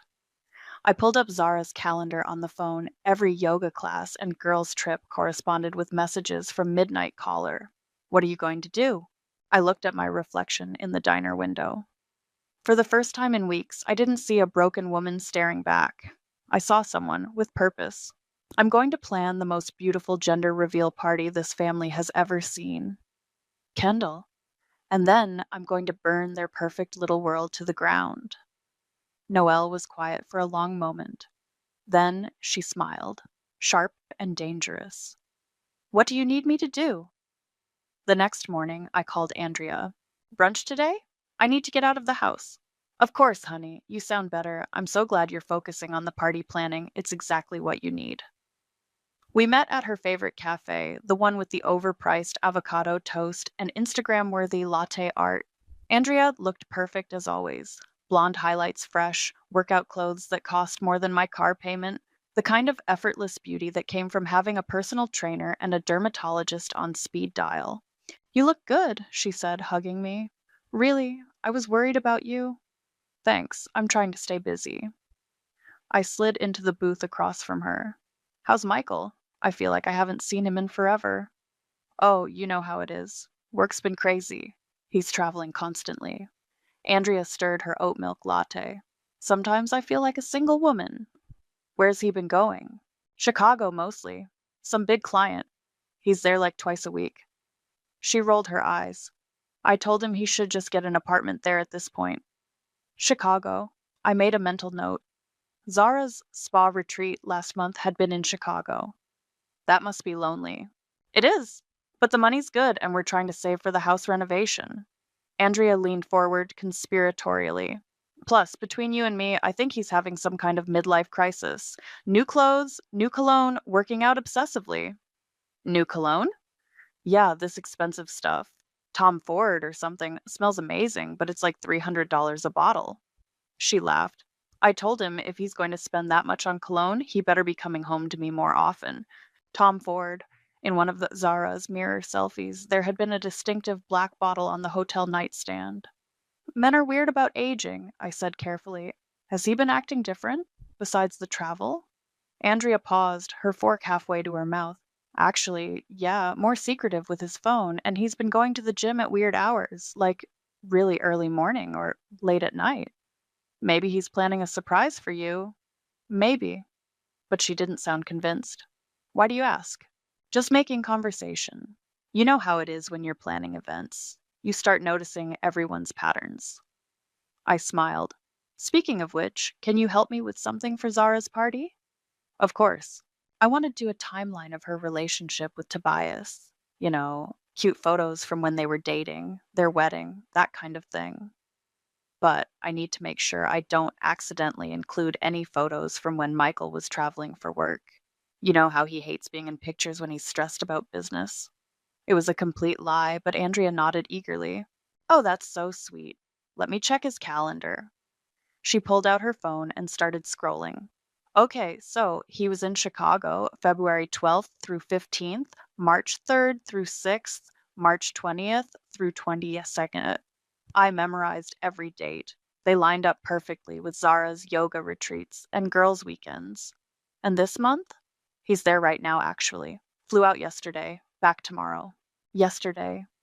The same day, Zara had posted an Instagram story about a solo spa day to center herself before the big reveal. You're amazing, thank you. I reached across and squeezed her hand. I know this party planning seems silly, but it's really helping me process everything. It's not silly at all. You're being so strong, Kendall. I don't know how you do it. Strong. If she only knew what I was really doing. After brunch, I drove to Zara's house. She'd given me a key weeks ago so I could drop off party supplies while she was at work. But today, I had a different purpose. Her iPad was charging on the kitchen counter, logged into the same iCloud account as the backup phone. I scrolled through her deleted emails, looking for hotel confirmations, travel bookings, anything that would give me concrete proof. There. A confirmation email from the Marriott in Chicago, dated last month. Room 412, the same room number from the DMs. But the reservation wasn't under Zara's name, or Michael's. It was under M. Riley, Michael's first name, Zara's maiden name. They'd been using fake identities. I screenshotted everything and sent it to my own phone, then deleted the evidence from her recently sent folder. My phone buzzed. A text from Clint. "How's the party planning going? Mom wants an update." I typed back, "Everything's perfect. This is going to be a celebration no one will ever forget." Then I opened my laptop and started researching private investigators. Because if I was going to destroy 2 marriages and expose a family secret, I needed more than Instagram DMs and hotel receipts. I needed DNA evidence, and I knew exactly how to get it. The private investigator's office smelled like stale coffee and disappointment. Marcus Webb looked exactly like Central Casting would order for grizzled PI, 5 o'clock shadow, wrinkled shirt, eyes that had seen too much. "You want me to follow your sister-in-law and get DNA evidence of an affair?" he said, reading from his notes. "That's right." "And you found out about this affair how? Does it matter?" Marcus leaned back in his chair. "Lady, I've been doing this for 15 years. Usually when someone wants DNA evidence, they're trying to prove paternity. Your sister-in-law is pregnant, right?" "Right. So you think the baby isn't her husband's?" I met his gaze steadily. "I think a lot of things. Can you help me or not?" "I can, but this kind of evidence gathering isn't cheap. We're talking surveillance, lab work, legal documentation. You're looking at $5,000, minimum. $5,000. Half of what was left in my savings account after the medical bills from the miscarriage." "How long would it take?" 2 weeks, maybe 3. Depends on how careful they are." "They're not that careful." I wrote him a check and slid it across the desk. "I need video evidence of them together, and I need a DNA sample from both of them. Hair, saliva, whatever you can get." "What are you planning to do with this information?" "That's not your concern." Marcus pocketed the check. "Fair enough. But lady, whatever you're planning, make sure you're ready for the consequences. This kind of thing. It destroys families. Some families deserve to be destroyed." That evening, I sat in Noelle's living room, surrounded by the party planning materials and my laptop. She'd agreed to help me edit the surprise video for Zara's gender reveal. "This is insane," she said, scrolling through the footage I'd screen recorded from Zara's backup phone. "These FaceTime calls are explicit? That's one word for it." Noelle paused the video on a frame where Zara was clearly visible, her face flushed with pleasure. "You really want to show this at a family party?" "I want to show the truth. Kendall, there are going to be kids there. Tobias's parents. Your in-laws. Good. They should all see what kind of person they've been worshipping." Noelle was quiet for a moment, then started typing. "Okay, but we're going to do this right. Blur out the explicit parts, focus on the faces and the audio, make it clear what's happening without being pornographic. Can you add a timestamp overlay? To prove when these calls happened? To prove they were happening while I was in the hospital." Noelle's fingers stilled on the keyboard. "Jesus, Kendall. February 13th. That's the date I want highlighted.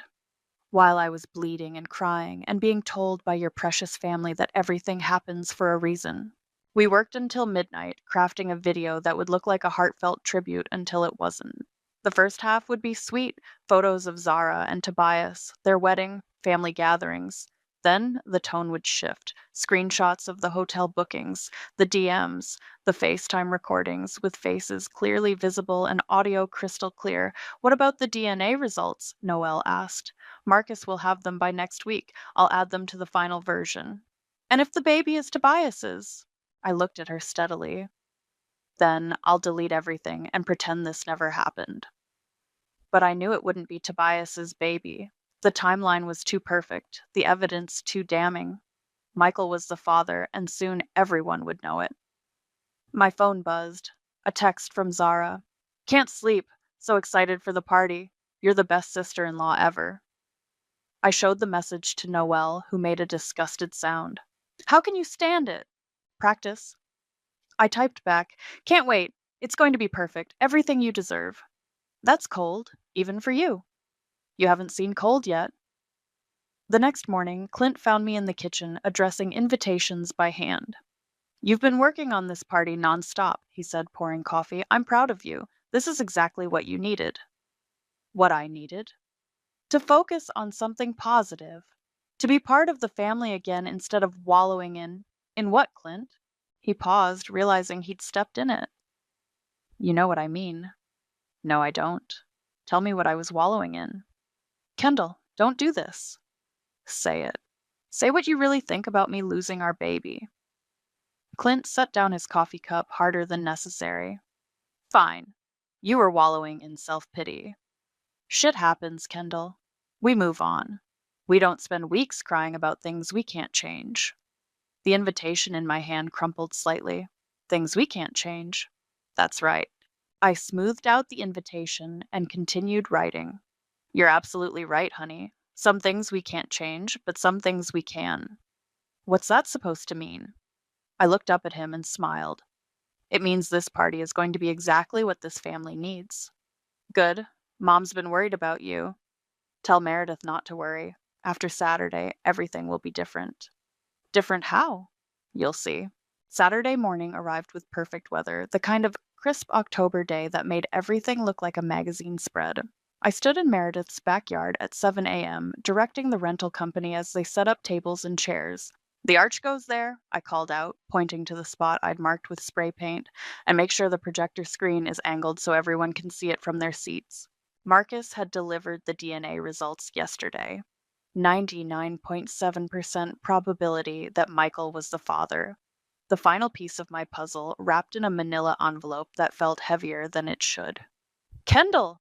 Zara's voice rang across the yard. She practically skipped over to me, glowing in a flowing pink dress that showed off her small bump. This looks incredible already. You're amazing. Just want everything to be perfect for you. It will be. I can feel it. She placed both hands on her stomach. This little one is going to have such a beautiful welcome to the world. Speaking of which, where's Tobias? Getting his hair cut. He wanted to look perfect for the photos. Zara laughed. You know how he is about his appearance in family pictures? Poor Tobias. He had no idea this would be the last family photo he'd ever take with his wife. And Michael and Andrea? They'll be here around noon. Michael just got back from Chicago this morning. Zara's cheeks flushed slightly when she said his name. He's been working so hard lately. I'm sure he has. By 11, the backyard had transformed into something from Pinterest. Blush pink and sage green everywhere, balloons, flowers, table linens, a dessert table that could feed 50 people, and at the center of it all, a large screen where I'd play the surprise tribute video during the reveal ceremony. Guests started arriving right on time. Meredith held court near the champagne fountain, accepting compliments on the decorations as if she'd planned everything herself. Clint worked the crowd, playing the proud uncle-to-be. Kendall, darling, Meredith cornered me by the gift table. This is absolutely stunning. I knew you had it in you. Thank you. I hope this experience has shown you how fulfilling it can be to focus on others instead of dwelling on your own troubles. I smiled and adjusted a flower arrangement. It's been very educational. Andrea arrived looking radiant in a yellow sundress, Michael beside her in a navy blazer. He looked tired, the kind of tired that came from living a double life. Kendall! Andrea hugged me tightly. This is gorgeous. You've outdone yourself. Thanks. How was Chicago, Michael? He stiffened slightly. Fine. Just business. Must be exhausting, all that travel. It is. His eyes darted around the party, landing on Zara across the yard. She was laughing with some cousins, one hand resting on her bump, the other gesturing animatedly. Well, I'm sure it's worth it, I said. For the family. Tobias appeared at my elbow, looking handsome in a crisp white shirt. Kendall, this is incredible. Zara's been talking about nothing else all week. She deserves the best. She does. He watched his wife with pure adoration. I can't believe we're finally going to find out if it's a boy or girl. After all these years of trying. My chest tightened, not with grief this time, but with something sharper, anger at the injustice of it all. This good man, celebrating what he thought was his miracle while his wife carried another man's child. Tobias, I said quietly, whatever happens today, remember that you deserve better than you think you do. He looked confused. What do you mean? Just remember that.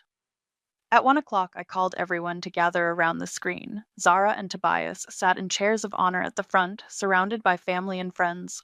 Michael and Andrea were 3 rows back. Clint and Meredith flanked the happy couple like bodyguards.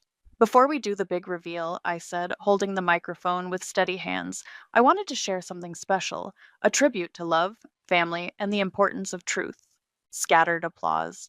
Zara beamed at me. This past year has taught me a lot about what family really means, I continued, about loyalty, about honesty, about the consequences of our choices. So I made a little video to celebrate not just this new life, but the truth behind it. I nodded to Noel, who was operating the laptop connected to the projector. The screen flickered to life. The video started sweetly, photos of Zara and Tobias's wedding, family vacations, holiday gatherings. Soft music played in the background. People smiled and pointed at themselves in the photos. Then the music stopped. But every story has another side, my recorded voice said over the speakers, and every family deserves to know the truth.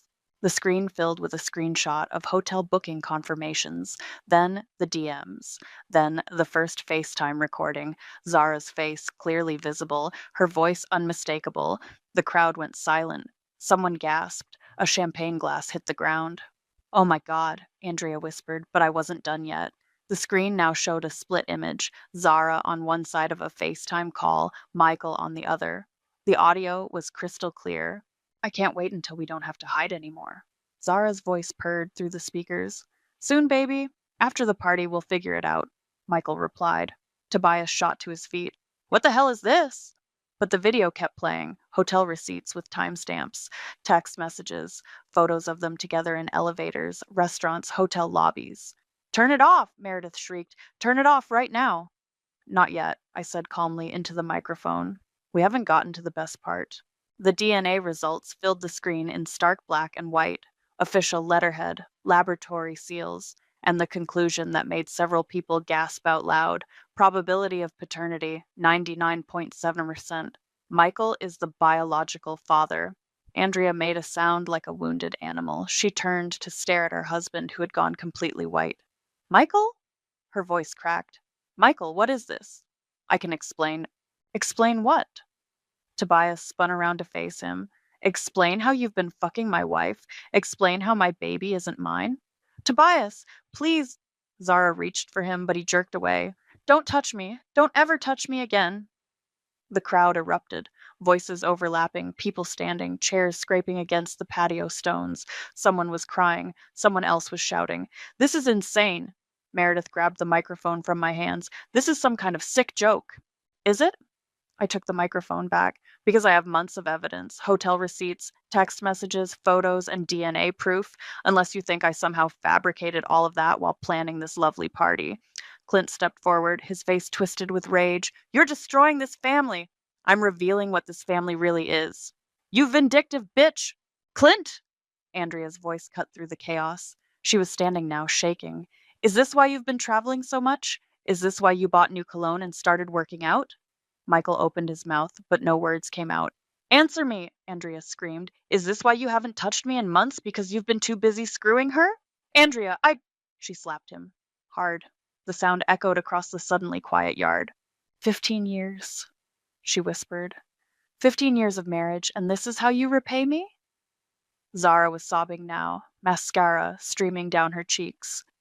It wasn't supposed to happen like this. We fell in love. You can't help who you fall in love with. Love? Tobias laughed bitterly. You call this love? Lying to me for months? Letting me think this baby was mine? The baby is innocent in all this, Meredith said desperately. Whatever happened between the adults, that child deserves a father who isn't being lied to, I interrupted. That child deserves parents who aren't living a complete fabrication. You had no right, Zara turned on me, her face twisted with fury. This was none of your business. None of my business? I stepped closer to her. You made it my business when you sat in my hospital room and told me everything happens for a reason. When you told me maybe motherhood just wasn't in my path, all while carrying another man's baby and lying to everyone about it. That's different, is it? Because while I was losing my baby, you were in hotel rooms with Michael. While I was bleeding and grieving, you were planning your secret life. While your husband was taking care of you through morning sickness, you were texting your lover. The fight went out of her then. She sank back into her chair, still crying. You want to know what I learned about family this year? I looked around at all of them, Clint with his clenched fists, Meredith with her horrified expression, the guests who couldn't look away from the train wreck. I learned that some people will call you family while treating you like garbage. They'll minimize your pain, dismiss your grief, and expect you to smile and play along with their perfect little charade. So you decided to destroy us? Clint's voice was low and dangerous. I decided to tell the truth. If that destroys you, maybe you should ask yourself why. Tobias was gathering his things, his movements sharp and mechanical. I'm filing for divorce Monday morning. Tobias, wait. Zara reached for him again. Don't. Just don't. He looked at her with such sadness it was almost painful to watch. 5 years we tried for this baby. 5 years of doctors and treatments and hope, and all this time. He walked away without another word. Andrea was already gone, her yellow dress disappearing through the garden gate. Michael stood alone in the middle of the chaos, looking like a man who'd just watched his entire life implode. Well, I said, setting the microphone down on the gift table. I'd say the gender reveal was a success. Everyone certainly learned something new today. Clint stepped toward me, his eyes blazing. You destroyed this family. I met his gaze without flinching. It was already destroyed. I just turned on the lights. The house was silent when I got home. Clint's car wasn't in the driveway. He'd left the party right after his mother, both of them looking like they'd witnessed a natural disaster. I poured myself a glass of wine and sat on the couch, still wearing my party dress. My phone had been buzzing nonstop since I left Meredith's backyard, but I ignored it. Whatever fallout was happening could wait. The doorbell rang at 8 p.m. I opened it to find Noelle holding a bottle of champagne and a pizza box. Figured you might be hungry, she said, pushing past me into the living room. Holy shit, Kendall, you actually did it. I did. The video is already all over social media. Someone recorded it and posted it on TikTok. It has like 50,000 views already. She showed me her phone. The shaky footage captured the moment perfectly, Zara's face on the screen, the crowd's horrified reaction, Tobias walking away. The comments are insane, Noelle continued scrolling. Half the people are calling you a hero, half are saying you went too far. What do you think? I think they had it coming. She popped the champagne cork. Where's Clint? Probably at his mother's, planning my execution. Good riddance. We ate pizza in comfortable silence, watching the social media storm unfold in real time. Someone had dug up old photos of Michael and Zara at family events, analyzing their body language. Another person had found Zara's main Instagram account and was commenting on every post from the past year. Look at this, Noelle showed me a comment thread. Someone who knows Tobias is defending you, says the family always treated you like crap and you were just returning the favor. That's probably his sister. She never liked Zara. My phone rang. Andrea's name flashed on the screen. Answer it, Noelle urged. Hello? Kendall? Andrea's voice was raw from crying. Can I come over? I can't be alone right now. Of course. 20 minutes later, Andrea sat in my kitchen, clutching a mug of tea with shaking hands. Her perfect hair was a mess, her makeup long gone. 15 years, she said for the third time. 15 years, and I never suspected anything. You trusted him. That's not a character flaw, isn't it? All those late nights, all those business trips, the new clothes, the cologne, the way he stopped touching me. She laughed bitterly. I thought he was having a midlife crisis. I was planning to surprise him with a weekend getaway to rekindle things. Andrea, I found more evidence after I left the party. Credit card statements, hotel bookings going back 8 months. He's been spending thousands of dollars on her. Jewelry, dinners, weekend trips. Her voice broke. Money we were supposed to be saving for our house renovation. I'm sorry. Are you? Because you seemed pretty calm up there, like you'd been planning this for weeks. I met her eyes. I had been. Why didn't you tell me privately? Why did it have to be so public? Because private conversations can be denied, minimized, swept under the rug. Public exposure can't be undone. Andrea was quiet for a long moment. The whole family is going to hate you. The whole family already hated me. They just pretended not to. That's not true. Andrea, when I lost the baby, Meredith told me it was probably for the best since I wasn't ready to be a mother anyway. Clint told me to get over it after 3 days. Zara told me maybe motherhood wasn't in my path while she was carrying Michael's baby and lying about it. Andrea stared at me. They said those things? And worse. So, no, I don't feel bad about exposing their lies. I feel bad that you got hurt in the process, but I don't regret what I did. Good. Andrea's voice was stronger now. Because I filed for divorce an hour ago, emergency petition. I'm taking him for everything he's worth. Good for you. And Tobias called me. He's doing the same thing. We're going to use the same lawyer, pool our resources. She smiled grimly. Turns out your little video is going to be very useful in court. My phone buzzed with a text from an unknown number. This is Tobias. Thank you for telling me the truth. I'm sorry for what my family put you through. You deserved better. I showed the message to Andrea, who nodded approvingly. See? Not everyone thinks you're the villain. Clint does. Clint's an ass who chose his cheating sister over his grieving wife. Fuck him. Another text came through, this one from Meredith. You are no longer welcome in this family. Don't contact any of us again. I showed it to Andrea and Noelle, who both started laughing. Oh no, Noelle said sarcastically. However will you cope without Meredith's warm embrace? I think I'll manage. The doorbell rang again. This time it was a reporter from the local news station asking if I'd comment on the gender reveal scandal that's taking the internet by storm. I closed the door in his face and turned off all the lights. But I was smiling. 3 weeks after the party, I was signing the lease on a downtown loft when my phone rang. The caller ID showed my lawyer's name. The divorce papers are finalized, she said. Clint didn't contest anything. You get the house, half the assets, and he's covering your legal fees. That was fast. Turns out he was eager to distance himself from the whole situation. Bad for his business reputation, apparently. I hung up and looked around my new space. Exposed brick walls, huge windows, hardwood floors that had never seen a drop of anyone else's blood. It was perfect. The moving truck arrived that afternoon. I'd sold most of the furniture from the house I'd shared with Clint, keeping only what mattered. As the movers carried boxes up 3 flights of stairs, Noelle appeared with coffee and donuts. How does it feel? She asked, settling onto my new couch. Like I can breathe again. Any word from the Lawson family? Radio silence, which is exactly what I wanted. But that wasn't entirely true. Tobias had been texting me regularly, updating me on his divorce proceedings and thanking me again for the truth. Andrea had become a real friend, not just a friend by marriage. We'd had dinner twice this week, bonding over our shared experience of rebuilding our lives. What about your new business venture? I grinned and pulled out my laptop. Want to see the website? Unveil Events was already booked solid through the spring. My tagline, Celebrations Built on Truth, had resonated with more people than I'd expected. Apparently, there was a market for event planning with integrity. This is incredible, Noelle scrolled through the testimonials. Look at this one. Kendall helped me plan a divorce party that was more honest than my wedding ever was. That was fun. We served papers instead of cake. And this corporate client? A tech startup. They wanted to announce some layoffs, but do it with dignity and transparency. No corporate bullshit, just honest communication. My phone buzzed. A new inquiry through the website.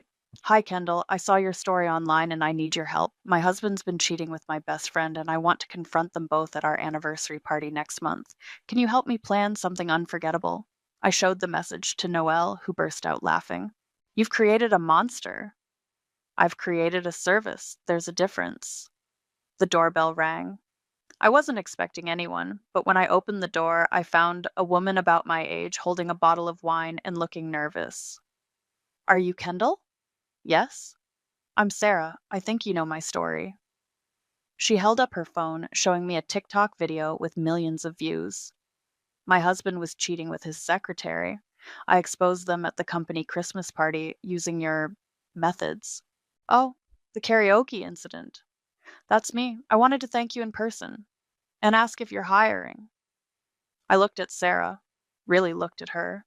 She had the same determined expression I'd seen in my own mirror 3 weeks ago, the look of someone who'd been pushed too far and was ready to push back. What's your background? Corporate law. But I'm done with that.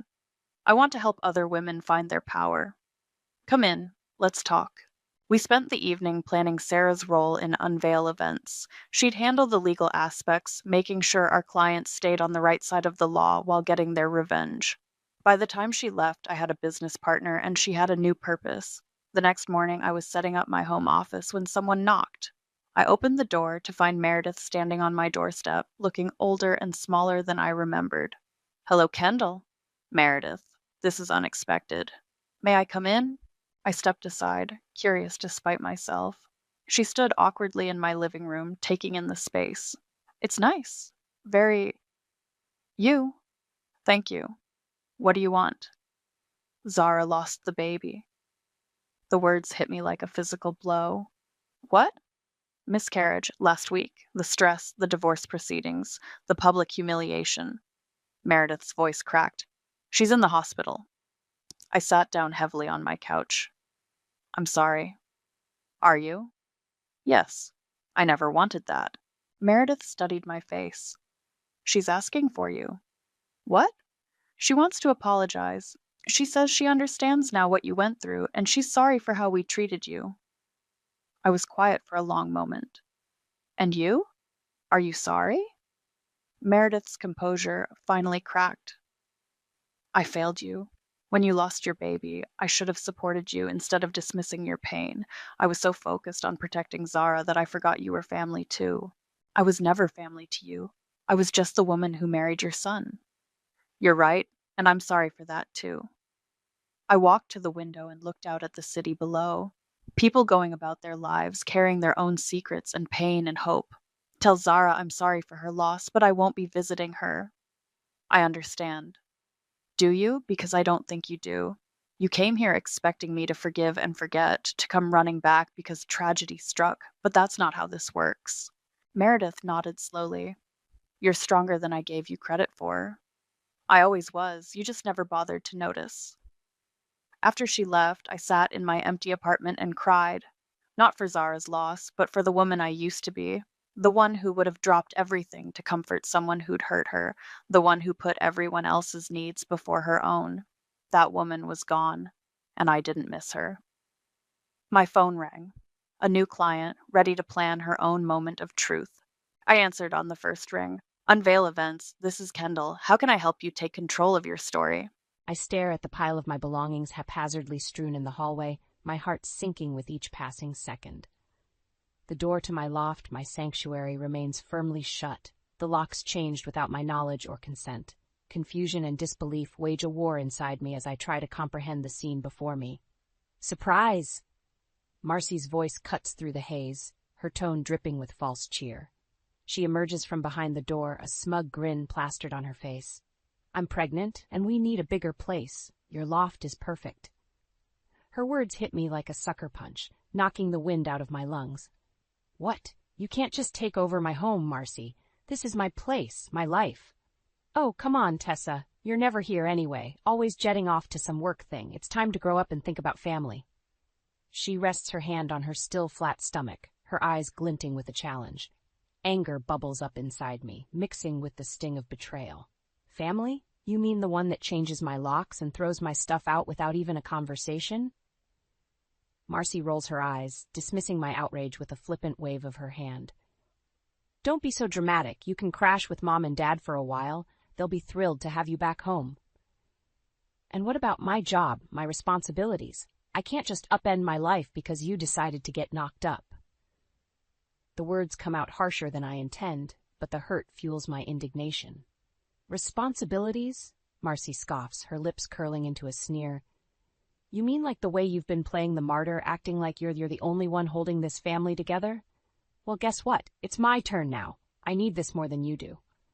Her callousness cuts deep, the weight of her entitlement pressing down on my chest.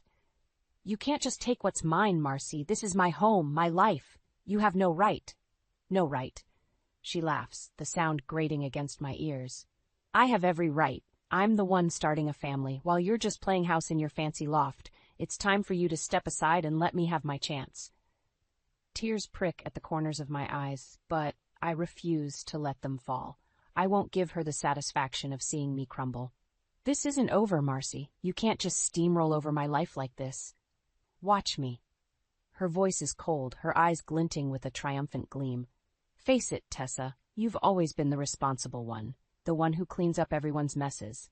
Well, now it's time for you to clean up your own. With those cutting words, she turns on her heel and slams the door in my face, leaving me standing amidst the wreckage of my life. The click of the lock echoes in the hallway, a brutal finality to her actions.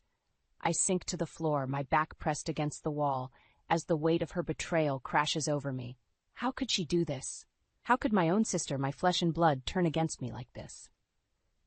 As I sit there, surrounded by the scattered remnants of my life, a fierce determination takes root inside me.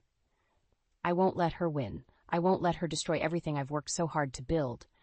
I'll find a way to fight back, to reclaim what's rightfully mine.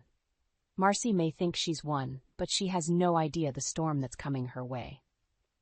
Growing up, I always felt like I was living in Marcy's shadow. She was the charming one, the free spirit who could light up a room with her smile. I, on the other hand, was the responsible one, the diligent daughter who worked hard to make something of myself. Our parents, Janet and Harold, always seemed to favor Marcy. They indulged her every whim, bailing her out of trouble time and time again. I remember the countless nights I stayed up late, studying for exams or working on projects, while Marcy was out partying with her friends. When I landed my first job as a marketing consultant, I thought things would change. I hoped that my parents would finally see me as an equal, someone to be proud of. But even then, Marcy managed to steal the spotlight. "Tessa, honey, we're so proud of you," Mom said during one of our weekly phone calls. "But have you heard about Marcy's latest adventure? She's going to backpack through Europe for a few months. Isn't that exciting?" I gritted my teeth, trying to keep the bitterness out of my voice.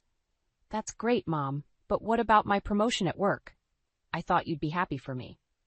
"Of course we are, dear. It's just that Marcy's trip sounds so thrilling. You should try to be more spontaneous like her." Those words cut deep, reinforcing the notion that no matter what I achieved, Marcy would always be the favored child. As the years went by, I found myself financially supporting my parents, believing that the money was going towards their retirement. I sent them monthly checks, sacrificing my own savings to ensure they were comfortable. Little did I know that a significant portion of that money was being funneled straight into Marcy's pockets. She would call up our parents, spinning tales of financial woe and begging for help. And they, ever the doting parents, would readily dip into the funds I provided to bail her out. It wasn't until I started noticing discrepancies in my own finances that I began to suspect something was amiss. I pored over bank statements and credit card bills, my heart sinking with each transaction I couldn't account for. When I confronted my parents about it, they were evasive at first. "Tessa, you know we would never misuse your money," Dad said, his voice strained. "We've just had some unexpected expenses, that's all." But I wouldn't let it go. I pushed and prodded until the truth finally came out. They had been using my money to fund Marcy's lavish lifestyle, from designer clothes to exotic vacations. The betrayal cut me to the core. I had trusted them, believed that they had my best interests at heart, but all along, they had been enabling Marcy's reckless behavior at my expense. "How could you do this to me?" I asked, my voice trembling with a mixture of anger and hurt. "I worked so hard to support you, to make sure you were taken care of, and this is how you repay me?" Mom had the decency to look ashamed, but Dad remained defensive. "Marcy needed our help, Tessa. She's family, and we couldn't turn our backs on her." "But what about me?" I shot back, the tears threatening to spill over. "Am I not family too? Or am I just a convenient ATM for you to use whenever Marcy gets herself into trouble?" The silence that followed was deafening. In that moment, I realized that I had always been an afterthought in their eyes. Marcy was the golden child, the one they would move heaven and earth for. I was just the reliable one, the one they took for granted. As I walked out of their house that day, my heart shattered into a million pieces. I made a vow to myself. I would no longer be a pawn in their games. I would cut the financial ties that bound me to their manipulation and claim my independence, no matter the cost. With my belongings hastily packed into boxes and suitcases, I find myself standing on my best friend Emily's doorstep, feeling like a refugee from my own life. She opens the door, her eyes widening as she takes in my disheveled appearance. "Tessa, what happened?" she asks, ushering me inside. I collapse onto her couch, the weight of the past few hours crashing down on me. Through choked sobs, I pour out the story of Marcy's betrayal and my parents' complicity in her schemes. Emily listens intently, her brow furrowed with concern. "I can't believe they would do this to you," she says, shaking her head. "After everything you've done for them." "I feel like such a fool," I confess, wiping away the tears that refuse to stop falling. "I trusted them, Em. I thought I was doing the right thing by supporting them." She sits down beside me, wrapping an arm around my shoulders. "You can't blame yourself, Tess. They took advantage of your kindness." As I lean into her comforting embrace, my mind races with the implications of my family's actions. I know I can't continue down this path, enabling their behavior at the cost of my own well-being. Over the next few days, as I settle into Emily's spare room, I begin to formulate a plan. I dive into my financial records, piecing together the extent of my parents' deceit. The more I uncover, the more my resolve hardens. I discover that they've been siphoning off money from the account I set up for their retirement, funneling it into Marcy's frivolous pursuits. Designer clothes, expensive trips, even a down payment on a luxury car, all funded by the money I had worked so hard to provide. The betrayal cuts deeper with each revelation, fueling the anger that simmers beneath my skin. I know I can't let this continue. I have to take a stand, to cut the financial ties that have bound me to their manipulation for far too long. I meet with a financial advisor, seeking guidance on how to disentangle myself from the mess my family has created. He helps me set up new accounts, separate from the ones my parents have been leeching off of. "You're making the right decision," he assures me, his voice filled with understanding. "It's not easy, but sometimes we have to put ourselves first." As I sign the paperwork, a sense of empowerment washes over me. For the first time in my life, I feel like I'm taking control, asserting my independence from the toxic dynamics that have held me back for so long. But even as I take these steps towards freedom, I know that the hardest part is yet to come. I have to confront my parents, to make them understand the consequences of their actions. I steel myself for the inevitable showdown, rehearsing the words I'll say over and over in my mind. I won't let them manipulate me anymore, won't let them twist the truth to suit their own selfish needs. As I walk into their house, my heart pounds in my chest, but I refuse to let my resolve waver. They look up at me, their faces etched with a mixture of surprise and apprehension. "Tessa, what's going on?" Mom asks, her voice trembling slightly. I take a deep breath, steadying myself for the confrontation that's about to unfold. "We need to talk," I say, my voice firm and unwavering. "About the money, about Marcy, about everything." Their eyes widen, guilt flashing across their features. They know that the truth is about to come out, that the carefully constructed web of lies they've spun is about to unravel. And as I stand there, ready to face the storm, I know that this is just the beginning. The road ahead may be rocky, but I'm determined to forge my own path, to break free from the chains of my family's manipulation and claim the life I deserve. The family gathering is in full swing when I arrive, the sound of laughter and chatter filling the air. I take a deep breath, steeling myself for the confrontation that's about to unfold. With a stack of credit card statements clutched in my hand, I make my way through the crowd, my eyes scanning the room for Marcy. I find her holding court in the kitchen, surrounded by a group of admiring relatives.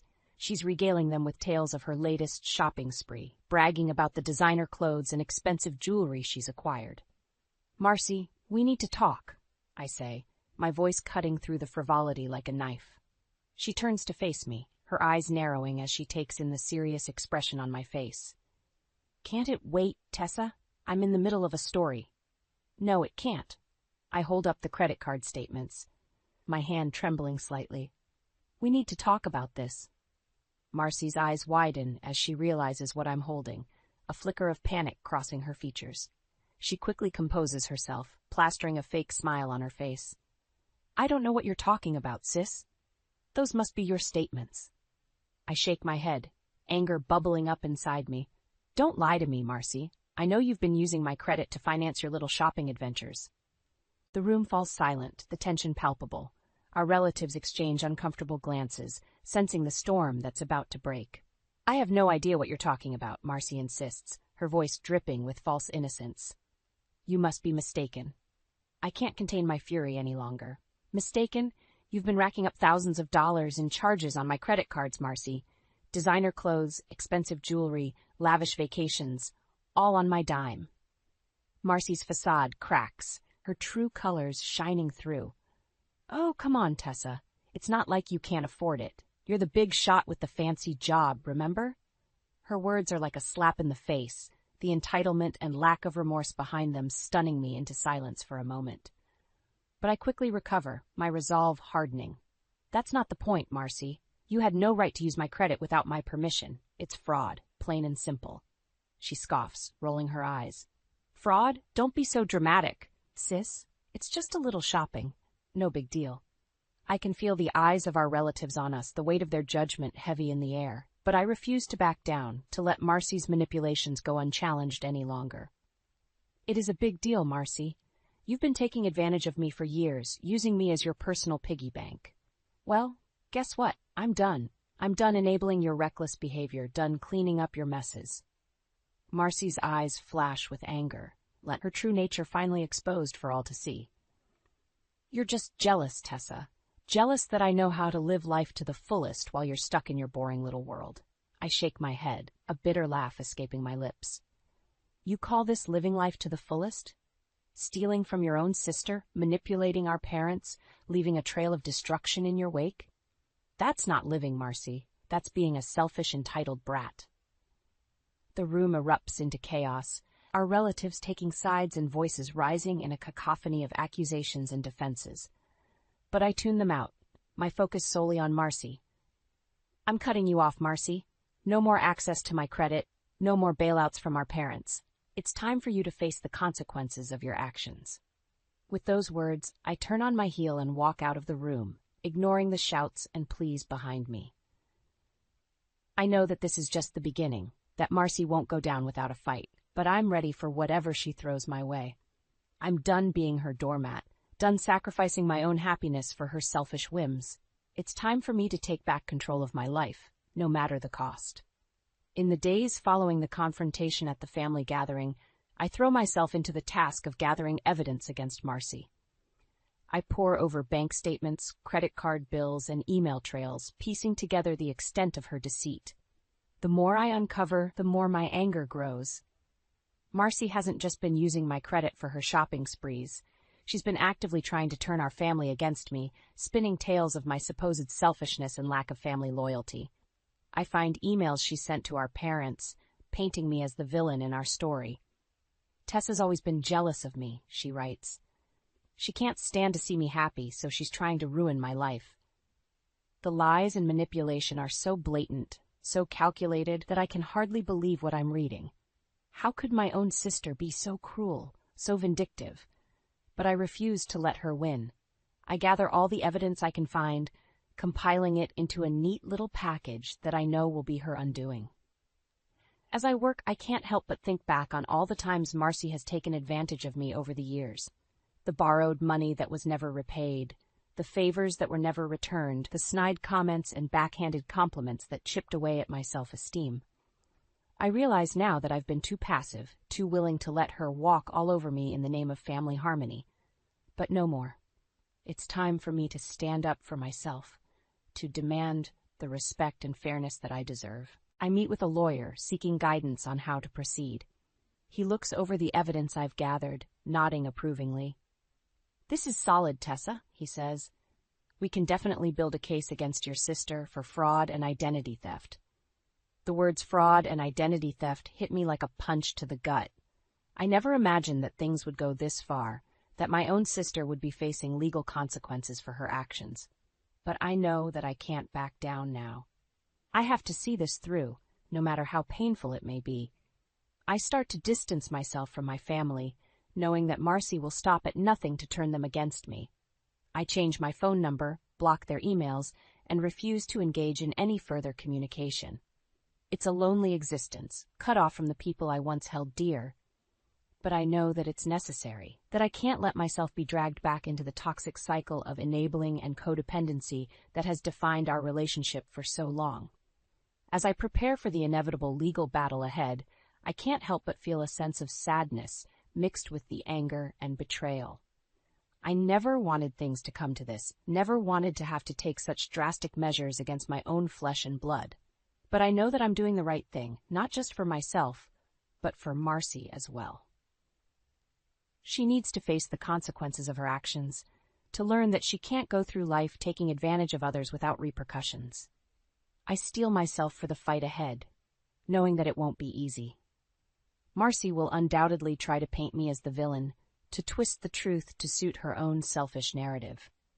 But I have the truth on my side, and I won't let her lies and manipulations win out in the end. I'll present my evidence, lay bare the extent of her deceit, and let the chips fall where they may. As I sit in my temporary refuge, surrounded by the boxes and suitcases that contain the remnants of my former life, I know that I'm on the cusp of something big, a chance to break free from the chains of my past, to forge a new path for myself free from the toxic influence of my family. It won't be easy, but I'm ready for whatever comes my way. I'm done being a victim, done letting others dictate the course of my life. From now on, I'm the one in control, and heaven help anyone who tries to stand in my way.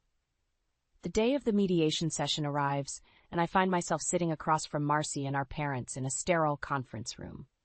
The tension in the air is palpable, the weight of the impending confrontation heavy on my shoulders. Marcy sits there, a smug smile on her face, as if she's already won. Our parents look uncomfortable, shifting in their seats and avoiding eye contact with me. The mediator, a stern-looking woman in her 50s, clears her throat and begins the proceedings. We're here today to address the allegations of fraud and identity theft brought forth by Tessa Johnson against her sister, Marcy Johnson. Marcy scoffs, rolling her eyes. This is ridiculous. Tessa's just being dramatic, as usual. I feel my anger rising, but I take a deep breath and focus on the task at hand.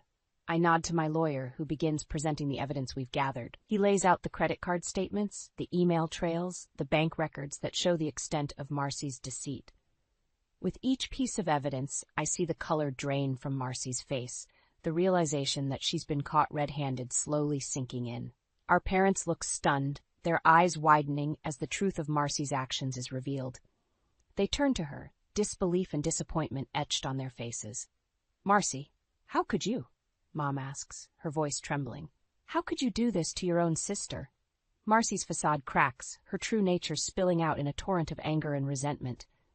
Oh, spare me the lecture, Mom. You've always favored Tessa, always put her needs above mine. I was just taking what I deserved. Dad shakes his head, his voice heavy with sadness. We never favored Tessa, Marcy. We love you both equally. But what you've done, it's unforgivable. Marcy laughs, a bitter, hollow sound. Unforgivable? That's rich, coming from you two. You're the ones who enabled her, who let her play the martyr while I got scraps. I can't hold back any longer. I lean forward, my voice shaking with anger. Scraps, Marcy? I've been supporting you for years, bailing you out of every mess you've gotten yourself into.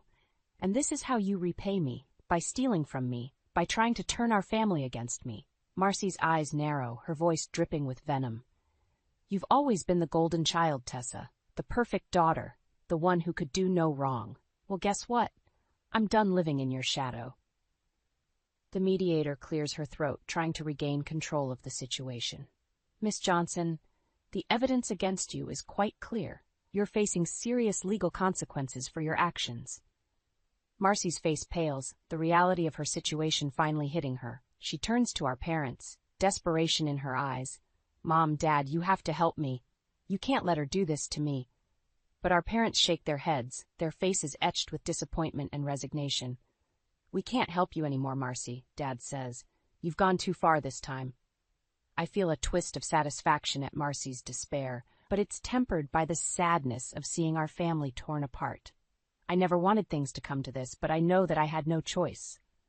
The mediator turns to me, her voice sympathetic. Miss Johnson, I understand that this has been a difficult and painful process for you, but you've done the right thing by coming forward and seeking justice. I nod, feeling a sense of relief wash over me. It's not the outcome I hoped for, but it's a start. A chance to break free from the toxic cycle of enabling and codependency that has defined our family for so long. As we leave the conference room, I know that the road ahead won't be easy. Marcy will undoubtedly face legal consequences for her actions, and our family will have to grapple with the fallout of her betrayal. But I also know that I'm ready for whatever comes next. I've found my strength, my voice, and I won't let anyone silence me again. This is my story, my life, and I'm the one who gets to write the ending. In the weeks following the mediation session, I watch as Marcy's world begins to crumble around her. The legal consequences of her actions start to catch up with her, and she's forced to face the reality of the mess she's created. I hear through the grapevine that she's been fired from her job, her employer citing the pending fraud charges as grounds for termination. Her fancy apartment, the one she so gleefully took from me, is now in jeopardy as she struggles to make ends meet. Part of me feels a twisted sense of satisfaction at seeing her suffer, at watching the scales of justice finally tip in my favor. But another part of me, the part that still remembers the little girl who used to climb into my bed during thunderstorms, feels a pang of sadness at how far we've fallen. I try to push those feelings aside, focusing instead on the task of rebuilding my own life. I throw myself into my work, taking on new projects and responsibilities in an effort to distract myself from the pain of my family's betrayal. But even as I try to move forward, Marcy's presence still lingers like a shadow over my life. She starts calling me at all hours of the day and night, her voice slurred and desperate as she begs for my help. "Tessa, please," she sobs into the phone. "I need money. I'm going to lose everything." I feel a flicker of anger at her audacity, at the fact that she still thinks she can manipulate me into cleaning up her messes. "You should have thought of that before you stole from me, Marcy. I'm not your personal ATM anymore." She lashes out then, her voice filled with venom. "You're enjoying this, aren't you? Seeing me suffer, watching me lose everything. You've always been jealous of me, always wanted to see me fail." I shake my head, even though she can't see me. "I never wanted this, Marcy. I never wanted our family to be torn apart like this. But you made your choices, and now you have to live with the consequences." She hangs up on me then, and I'm left feeling drained and empty. I know that I'm doing the right thing by cutting her off, by refusing to enable her any longer. But it doesn't make it any easier to watch my sister self-destruct. As the weeks turn into months, I start to hear rumors about Marcy's increasingly erratic behavior. She's been spotted drunk in public, getting into fights with strangers, and causing scenes at local bars. I try to distance myself from the gossip, focusing instead on my own healing. I start seeing a therapist, working through the years of trauma and codependency that have defined my relationship with my family. It's a slow and painful process, but gradually I start to feel a sense of hope and possibility that I haven't felt in years. I start to imagine a life beyond the confines of my family's dysfunction, a future where I'm free to be my own person, unencumbered by the weight of their expectations and demands. And then, one day, I receive a letter from Marcy. It's short and to the point, a simple apology for all the pain she's caused me over the years. "I know I can't undo what I've done," she writes, "but I'm getting help now, and I'm trying to be a better person. I hope that someday you can find it in your heart to forgive me." I read the letter over and over again, feeling a mix of emotions swirling inside me. Part of me wants to crumple it up and throw it away, to dismiss it as just another manipulation tactic. But another part of me, the part that still remembers the bond we once shared, feels a glimmer of hope. Maybe, just maybe, there's a chance for us to heal, to find a way forward that doesn't involve the toxic cycles of the past. I know that it won't be easy, that there's no guarantee that Marcy will follow through on her promises. But for the first time in a long time, I allow myself to hope, to believe that change is possible. And as I sit there, holding that letter in my hands, I know that whatever happens next, I'll face it with the strength and resilience that I've fought so hard to earn. 2 years later, I find myself in a new city, thousands of miles away from the memories of my past. I've built a new life for myself here, one that's free from the toxic influence of my family and the constant drama that seemed to follow us wherever we went. My career has taken off in ways I never could have imagined, and I find myself thriving in my new role as a marketing executive. I've made new friends, formed new relationships, and discovered a sense of purpose and fulfillment that I never knew was possible. But even as I embrace this new chapter of my life, I can't help but think about the family I left behind. I wonder how they're doing, if they've managed to find their own paths to healing and redemption. I think about my parents, the ones who enabled Marcy's behavior for so long, and I feel a pang of sadness mixed with frustration. I know that they're not entirely to blame for what happened, that they were victims of Marcy's manipulation just as much as I was. But I also know that they played a role in perpetuating the cycle of dysfunction that nearly destroyed our family. They refused to see the truth about Marcy's behavior, choosing instead to turn a blind eye and make excuses for her actions. I've tried to maintain a relationship with them, sending the occasional email or text message to let them know that I'm doing okay. But there's a distance between us now, a gulf that feels impossible to bridge. I know that they're struggling to adjust to life without Marcy's constant demands and manipulations. I've heard through the grapevine that they've had to downsize their lifestyle, selling off assets and cutting back on expenses in order to stay afloat. Part of me feels a twisted sense of satisfaction at the thought of them finally facing the consequences of their actions. But another part of me, the part that still remembers the love and support they once provided, feels a deep sense of sadness at how far we've fallen. I try to push those feelings aside, focusing instead on the task of building a better future for myself. I've learned the hard way that I can't change the past, that I can't force my family to be something they're not. But what I can do is make sure that I never repeat their mistakes. I can break the cycle of codependency and dysfunction that nearly destroyed us all, and create a new legacy for myself that's based on honesty, integrity, and self-respect. And so I pour myself into my work, into my friendships, into the things that bring me joy and fulfillment. I volunteer at local charities, donate to causes that I believe in, and try to make a positive difference in the world around me. I know that I can't save everyone, that I can't fix all the broken parts of my family's past, but I can be a force for good in my own life and in the lives of those around me. And as for Marcy, the sister who nearly destroyed everything I held dear, I hear through the grapevine that she's started to turn her life around, that she's entered a rehab program, and is working to make amends for her past actions. I don't know if I'll ever be able to forgive her completely, if I'll ever be able to trust her again after everything that's happened. But I do know that I'm proud of her for taking that first step, for finally acknowledging the pain she's caused and working to be a better person. Maybe someday we'll find our way back to each other. Maybe we'll be able to rebuild the bond that was once so strong between us. But for now, I'm content to focus on my own journey, on the path that I've chosen for myself. And as I look out at the city skyline, at the endless possibilities that stretch out before me, I know that I'm exactly where I'm meant to be. I'm free, I'm happy, and I'm finally living life on my own terms. The string quartet played Pachelbel's canon as I stood alone at the back of the grand ballroom, watching my sister float down the aisle like a princess in her designer gown. That dress alone cost more than my annual salary. Not that anyone knew I was the one who paid for it. I'm Greta, and this is the story of how my perfect little sister's dream wedding became my worst nightmare, and ultimately my sweetest revenge. Darling, you could at least pretend to smile, my mother Hope whispered, appearing beside me in her champagne-colored dress. And where's your +1? I thought you said you were bringing someone. Change of plans, I muttered, forcing a smile as Solstice reached the altar. Her soon-to-be husband Rowan beamed at her with adoration, completely oblivious to the family drama unfolding in the wings.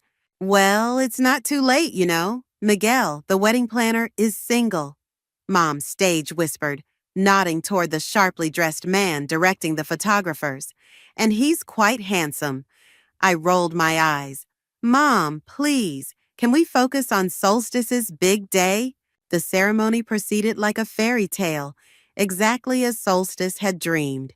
Crystal chandeliers sparkled overhead, white roses and orchids cascaded from every surface, and the guest list read like a who's who of local society.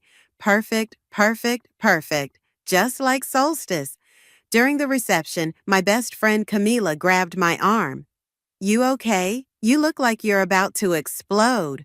"I'm fine," I lied, watching Solstice work the room, just tired of deflecting questions about my relationship status. "Ladies and gentlemen," the DJ's voice boomed through the speakers. "It's time for the speeches." My stomach churned as Solstice took the microphone, champagne glass in hand. "I want to thank everyone for coming to celebrate with Rowan and me today, especially my family, Mom, Dad, and my big sister Greta." I raised my glass, praying she'd leave it at that. She didn't. "You know, Greta's always been there for me, even if she's been a bit preoccupied with her career lately." Solstice's smile turned sharp. "I mean, someone has to be the successful businesswoman of the family, right? Though I have to wonder if it's worth being married to your job instead of finding actual love." The room fell silent. I felt hundreds of eyes turned to me. But hey, at least she's got her spreadsheets to keep her warm at night. Solstice laughed, and a few uncomfortable chuckles rippled through the crowd. "I just hope she doesn't end up alone forever. There's more to life than work, sis." My father Jonathan shifted uncomfortably in his seat. Camilla's hand found mine under the table, squeezing tight. "To love." Solstice raised her glass, her diamond ring catching the light. "May we all be lucky enough to find it. Well, most of us anyway." The guests drank, but I couldn't move. The champagne in my glass trembled as my hand shook with rage. "I can't believe she just did that," Camila whispered. "After everything you've done for her?" Everything I'd done. The secret meetings with Miguel to plan every detail. The maxed out credit cards.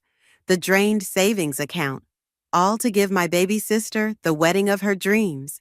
And this was my thank you? "Greta?" Miguel appeared at my elbow, concern etched on his face. "Are you all right?" I stood up abruptly, my chair scraping against the marble floor. "I need some air." As I headed for the terrace, I heard my mother's voice. "Solstice, darling, that wasn't very kind." "Oh, Mom, I was just teasing. Greta knows I love her. She's probably just jealous because she's missing out on all of this." Solstice's laugh tinkled like breaking glass. "I mean, who wouldn't be?" I pushed through the French doors onto the balcony, the cool evening air hitting my face. Behind me, the party continued. My sister's perfect day, funded by the very person she'd just humiliated in front of everyone who mattered. Camila followed me out. "What are you going to do?" I gripped the stone balustrade, watching the sunset paint the sky in shades of revenge. "You know what? I think it's time everyone learned who really made this fairy tale wedding possible." "Are you sure?" Camila asked, but I could see the gleam in her eye. She knew as well as I did. My sister had finally gone too far. "Oh, I'm sure," I said, straightening my bridesmaid's dress. If Solstice wants to play princess, she should remember who's been bankrolling her happily ever after. 6 months earlier, I sat across from Miguel in a dimly lit coffee shop, spreading wedding magazines across the table. My sister's vision board lay between us, covered in pictures of luxury venues and designer dresses she couldn't possibly afford. "Your sister has expensive taste," Miguel said diplomatically, tallying numbers on his iPad. "The venue alone is nearly 6 figures." I sipped my now cold coffee. She's always had champagne tastes on a beer budget, but this time I'll make it happen. "Why?" Miguel's dark eyes studied me carefully. "From what you've told me, she hasn't exactly been Sister of the Year." The bell above the cafe door chimed as my mother walked in, spotting us immediately. Perfect timing, as always. Greta, what a coincidence. She pulled up a chair uninvited. And you must be Miguel, the wedding planner. Solstice has told me so much about you. I bit back a laugh. Solstice had met Miguel exactly once, then pawned all the actual planning off on me because she was too busy with her social commitments. Mrs. Ellis, Miguel nodded professionally. We were just discussing the budget. Mom waved her hand dismissively. Oh, don't worry about that. Solstice's future in-laws are handling everything. Actually, Mom, I started, but she cut me off. You know, Miguel, Greta here is single and so successful in her career, she just made junior partner at her firm. Mom, I felt my face flush. We're here to discuss Solstice's wedding. I'm just saying, dear, you're not getting any younger. And my phone buzzed, saved by the bell. Sorry, work call. I need to take this. I escaped to the sidewalk outside, but there was no call. Just another credit card statement showing the deposits I'd already paid for Solstice's dream venue and the ridiculous designer dress she'd fallen in love with. Through the window, I could see Mom chattering away at Miguel, probably listing all my accomplishments while simultaneously lamenting my single status. The story of my life, successful enough to bankroll my sister's fantasy wedding, but somehow still a disappointment because I didn't have a ring on my finger. My phone buzzed again, for real this time. It was Camila. Please tell me you're not really paying for that entire wedding, she said without preamble. I watched a couple walk past the cafe, hand in hand. Someone has to. You know Solstice can't afford it, and Rowan's family isn't as wealthy as she's led everyone to believe. But why you? After everything she's done? Remember your college graduation? How could I forget?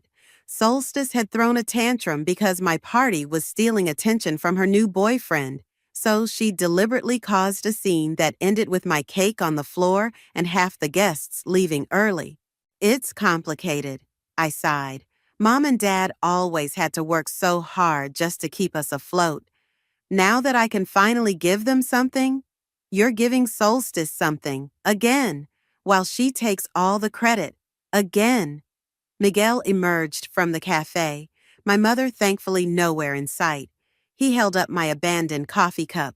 Your mother is enthusiastic. That's one word for it. I took the cup. Did she try to set us up? Only 3 times in 5 minutes. He smiled. She also mentioned you're paying for the wedding yourself. I froze.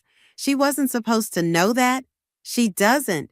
She was bragging about how much money you make and how you could afford such a lavish wedding of your own if you just put yourself out there. He made air quotes. I connected the dots myself. Please don't tell Solstice, I said quickly. She thinks Rowan's family is covering everything. Miguel's expression softened. Your secret's safe with me, but can I ask why? Why do all this in secret? I stared into my cold coffee. Because for once, I want her to have exactly what she wants. No compromises, no settling, no reason to throw a fit and ruin someone else's moment. Maybe then she'll finally appreciate you. Maybe then she'll just be happy. I whispered. And stop trying to make everyone else miserable. Miguel touched my arm gently. You're a good sister, Greta. Better than she deserves. If only he knew how wrong he was. Because standing there, watching happy couples stroll by and thinking about all the times Solstice had undermined me, belittled me, or straight up sabotaged me, I wasn't planning this wedding out of pure sisterly love. I was buying the rope with which my sister would hang herself. Every crystal, every flower, every perfect detail would be a strand in the web of her own making. And when the moment was right, I would show everyone exactly who the better sister really was. I just didn't know then how spectacular that revelation would be. Back at the wedding reception, I found Camila in the powder room, touching up her lipstick. The bathroom's marble countertops probably cost more than my first car. another detail I'd splurged on for Solstice's perfect day. "So," Camila said, meeting my eyes in the mirror, "what's the plan?" "I'm thinking it's time for my maid of honor speech." I smoothed my dress, checking my makeup hadn't run after my near breakdown on the terrace. "You're not even the maid of honor. She chose her friend Ashley, remember? Even though you've done all the work." The bathroom door opened, and Miguel slipped in, looking slightly embarrassed to be in the ladies' room. "Sorry to intrude, but I thought you should know. Solstice is about to do the bouquet toss. She's specifically requesting your presence, Greta." I groaned. "Let me guess. Another opportunity to highlight my perpetual singlehood?"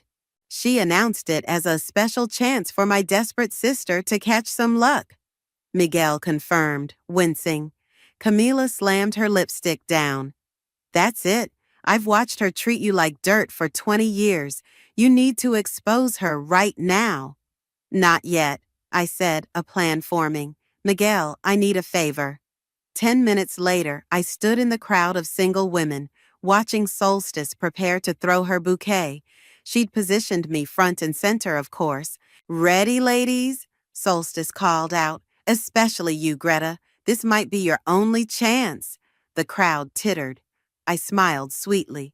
"Throw it, sis. Show us how it's done."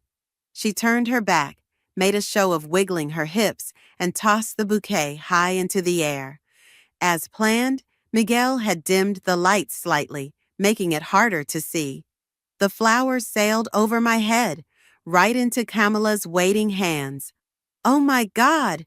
Camila squealed convincingly. "I caught it."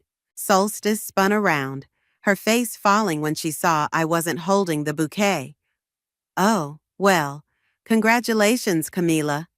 "Actually," Camila said loudly, "I think this belongs to the person who really deserves it." She walked over and handed the bouquet to Miguel. The room went quiet. Miguel, right on cue, turned to me. "Greta, I've been wanting to say something all day." My mother gasped audibly. Solstice's mouth dropped open. "Working with you these past months has been incredible," Miguel continued, his voice carrying across the now silent ballroom. "Your dedication, your kindness, your attention to detail, it's all been amazing." "Miguel," I said, playing my part perfectly, "this isn't the time." "No, it is the time." He stepped closer. "Everyone here should know just how remarkable you are. Would you have dinner with me next week?" The crowd erupted in cheers and whistles. My mother looked like she might faint from joy. And Solstice, well, if looks could kill, Miguel and I would both be 6 feet under. "I'd love to," I replied, accepting the bouquet as cameras flashed around us. "This is my wedding." Solstice's voice cut through the excitement. "You can't just hijack it like this." "Hijack it?" I turned to face her, steel in my voice. "Like you've hijacked every important moment of my life? What are you talking about?" But her face had gone pale. "My college graduation, my law school acceptance, my promotion party. Every single time I had something to celebrate, you found a way to make it about you." The words flowed out, years of resentment behind them. "But you know what? You're right. This is your day, and I've done everything in my power to make it perfect." "What do you mean you've done everything?" Rowan asked, appearing beside his new wife. Miguel stepped forward. "Should I tell them about all the planning meetings, the vendor negotiations, the countless hours Greta spent ensuring every detail was exactly what Solstice wanted?" "Shut up," Solstice hissed. "The planning was all me, and Rowan's family paid for everything." I pulled out my phone, opening my banking app. "Want to see the receipts, little sister? Every deposit, every payment, every maxed out credit card?" The color drained from her face. "You're lying." "The Swarovski crystal centerpieces you insisted on? Mine? The hand-painted French chocolates as favors? Mine? That designer dress you're wearing? All me." Rowan looked confused. But my parents, they said they were handling it. They handled the rehearsal dinner, I corrected. Everything else? That was your sister-in-law, the one you just publicly mocked for being too focused on her career. The silence in the ballroom was deafening. Somewhere in the back, a glass shattered, making everyone jump. Well, my father's quiet voice cut through the tension. I think it's time we all had a little family chat. Dad led us into a private room off the main ballroom, the same room where Solstice had gotten ready this morning. Her veil still lay draped over a chair, price tag conveniently removed. Another $3,000 I'd never see again. Sit, Dad commanded. For once, both Solstice and I obeyed without argument. Mom hovered by the door, wringing her hands. Jonathan, maybe we should wait. No, Hope, this ends now. Dad's voice was firm. Miguel, Rowan, would you give us a minute? Miguel squeezed my shoulder as he left. Rowan hesitated, looking at Solstice, but followed when she wouldn't meet his eyes. Now then, Dad said, settling into a chair across from us. Let's talk about what's really going on here. What's going on is that Greta's trying to ruin my wedding. Solstice burst out, tears threatening to spill. Just like she ruins everything. I laughed incredulously. I ruin everything? I paid for everything. Girls, Dad's sharp tone silenced us both. Solstice, is this true? Did your sister pay for the wedding? Solstice's lower lip trembled. I didn't ask her to.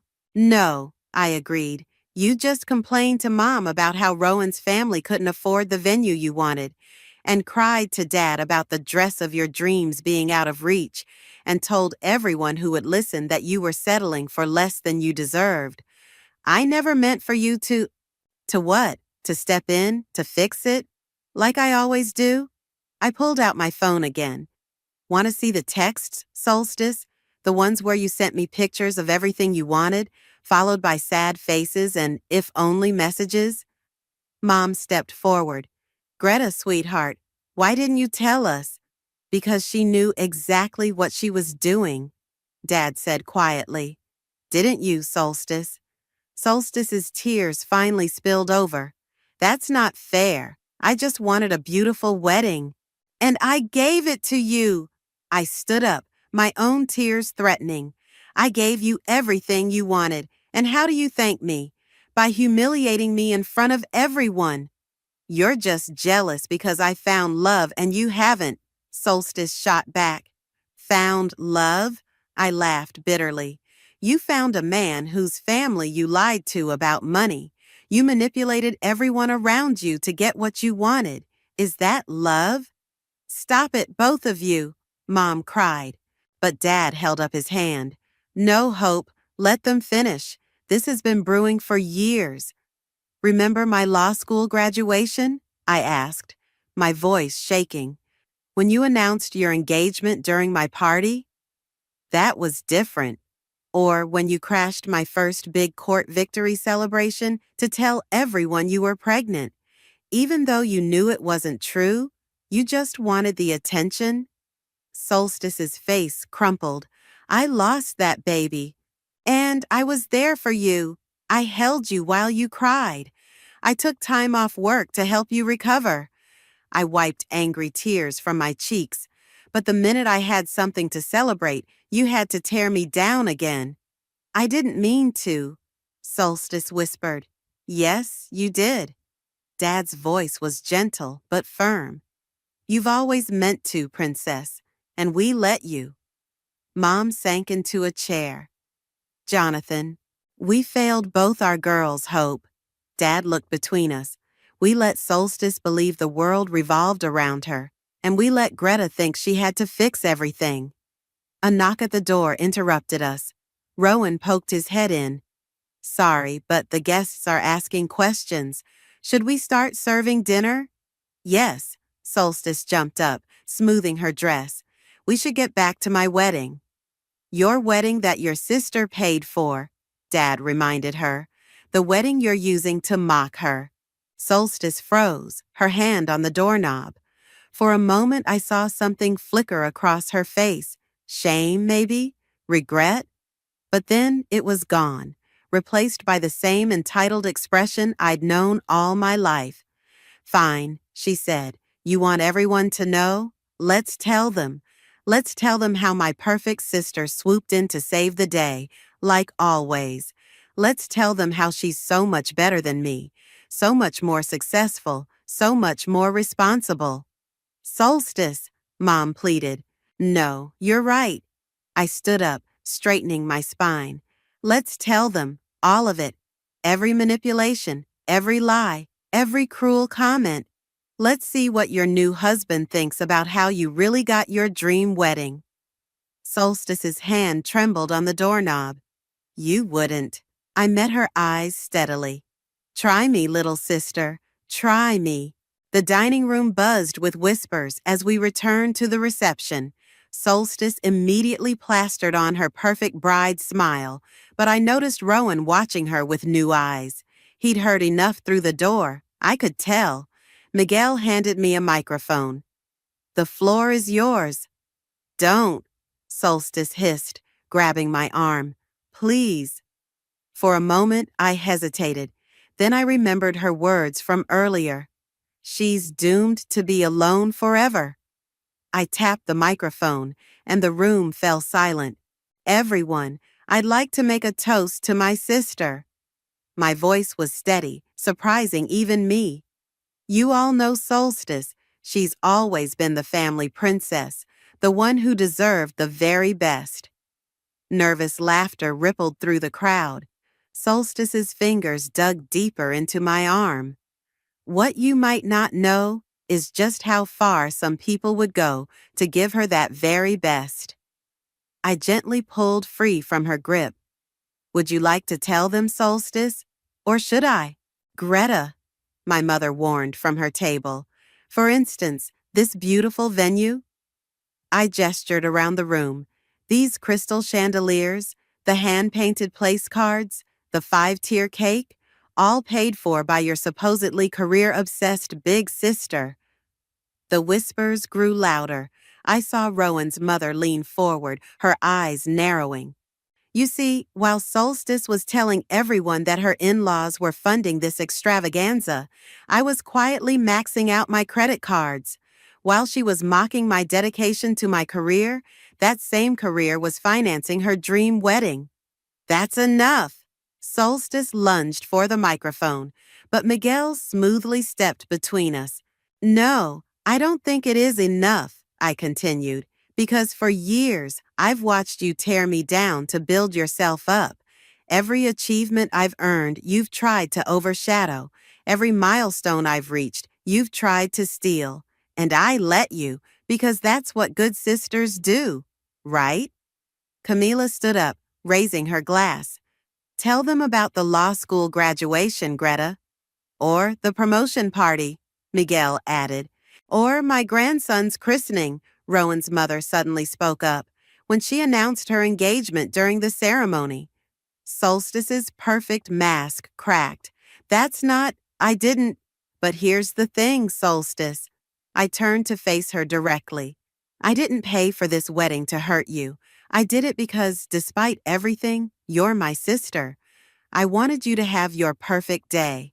All I asked was for you to let me have this one thing, my dignity. Tears streaked her makeup. I'm sorry, she whispered. Are you? Are you really? I asked. Or are you just sorry everyone knows the truth now? I didn't know. Rowan stood up, his voice tight. Solstice, you told me my parents were paying. You let me believe. I can explain, she pleaded. Explain what? Rowan's mother demanded. How you lied to my son? How you manipulated your own sister? The room erupted in overlapping voices. I saw my father put his head in his hands, my mother dabbing at her eyes with a napkin. Stop! Solstice screamed, her voice cracking. Just stop! Fine, I'm horrible. I'm manipulative. I'm jealous of my perfect sister who has everything I don't. Everything you don't?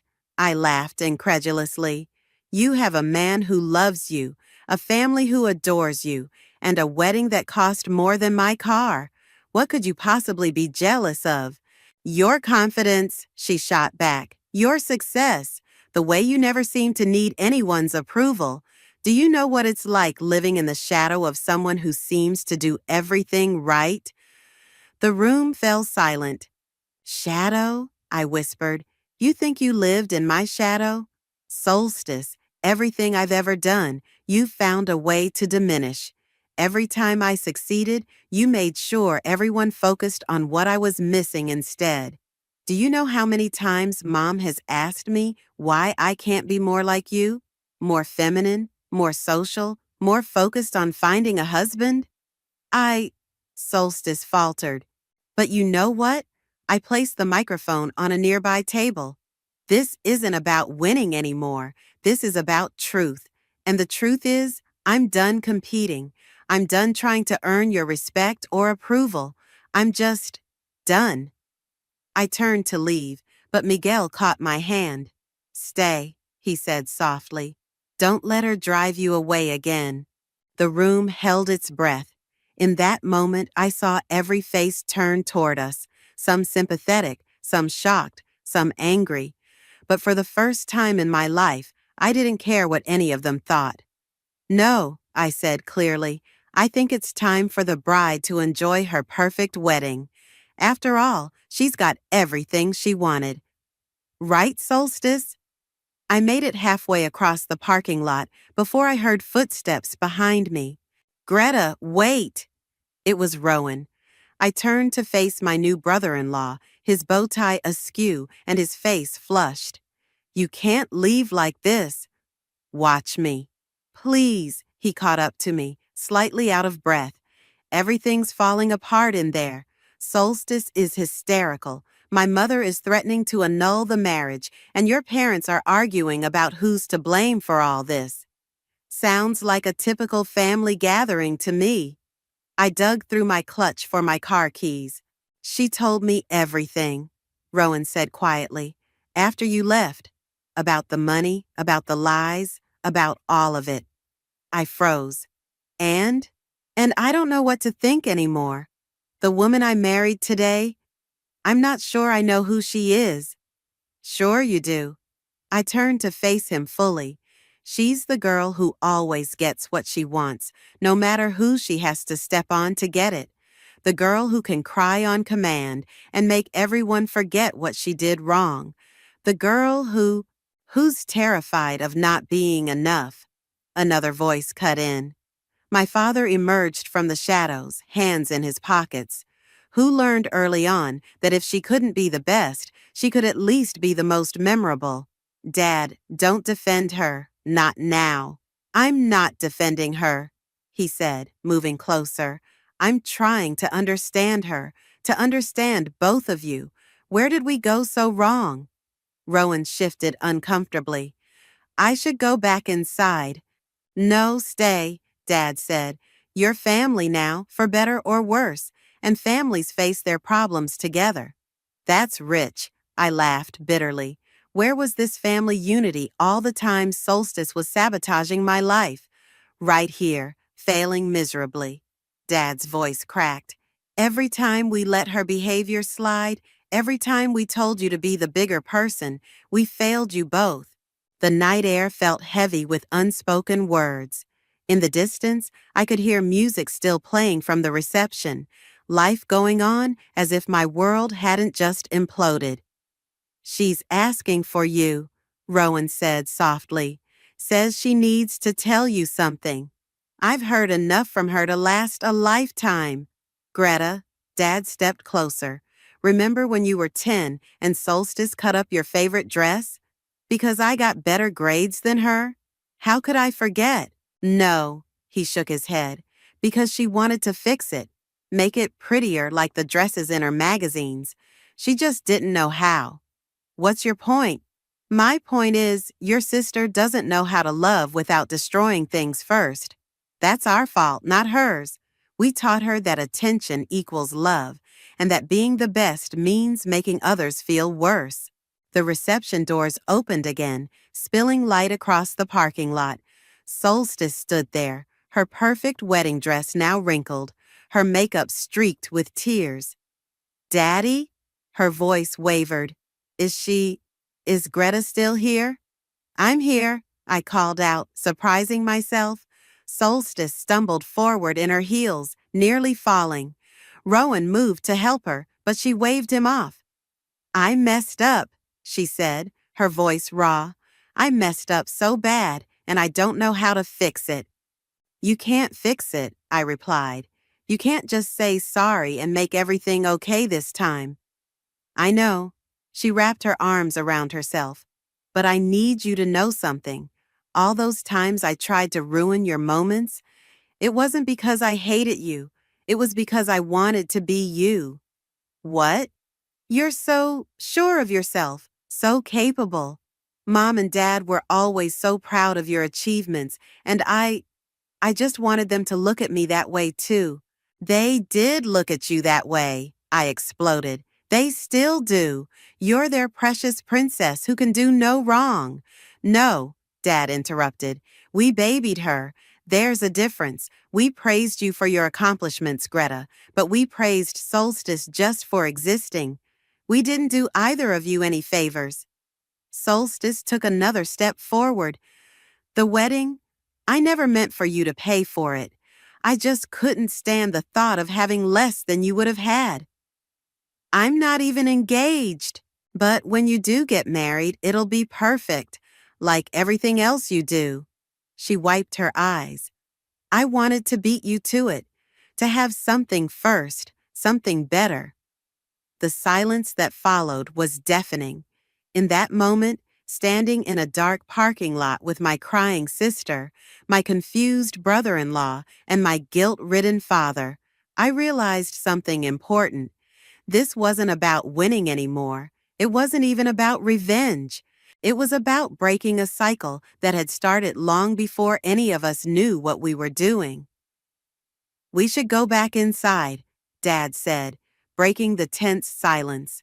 "Your mother's probably convinced we've all killed each other by now." "I can't," Solstice whispered. "Everyone in there knows what I did, what I am." "They know you're human," Rowan said quietly. "Just like the rest of us." Miguel appeared at the door, his silhouette backlit by the reception lights. "Sorry to interrupt, but Mrs. Bailey, Rowan's mother, is threatening to make a scene if we don't start serving dinner soon." "Of course she is," Solstice laughed weakly. "Can't even get my public humiliation right." "Hey," I found myself saying, "nobody's getting humiliated tonight. Not anymore." "What do you mean?" Solstice looked up. Mascara streaked across her cheeks. "I mean, we're going to fix this, together." I turned to Miguel. "Still got that emergency kit in your car?" 10 minutes later, Solstice sat in Miguel's passenger seat while I fixed her makeup. Dad and Rowan had gone back inside to calm the waters. "I don't deserve this," she mumbled as I blended foundation over her tear tracks. "Probably not," I agreed. "But we're sisters. It's complicated." "Why did you really pay for the wedding?" she asked suddenly. The truth this time. I paused, makeup sponge in hand, because I wanted to prove I could, to prove that being career-focused and single didn't make me less capable of understanding romance and beauty and all the things you always said I was missing. "That's messed up," she said. "Yeah, well, so are we." I finished her makeup and stepped back. "There, now you look like a bride again." "Greta," her voice was small, "remember when we were kids and I used to sneak into your room during thunderstorms? Because you were scared of lightning?" "Yeah." "I wasn't scared." She met my eyes in the mirror. "I just wanted to be close to you. You always made everything feel safe." My throat tightened until you decided being close to me wasn't enough anymore. "I never decided that," she protested. "It just happened. The more everyone praised you, the more I felt like I had to be different, better, more." And the more you tried to tear me down to build yourself up, I finished. I'm sorry. She grabbed my hand. I know it's not enough, but I am. And not just because I got caught. Miguel knocked on the window. Ladies, Rowan's got everyone seated for dinner. He's telling them there was a small family matter that needed addressing. I helped Solstice out of the car, her wedding dress rustling. Ready to face the music? No, she admitted, but I don't have a choice, do I? There's always a choice, I said. You can go in there and pretend nothing happened, play the perfect bride like always, or you can be real for once. Let people see you're human. Let them see you're trying to be better.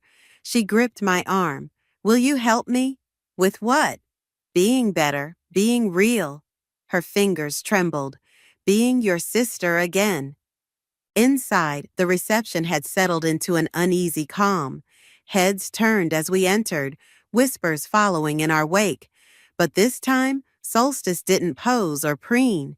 She walked straight to the head table, picked up a microphone, and faced her guests.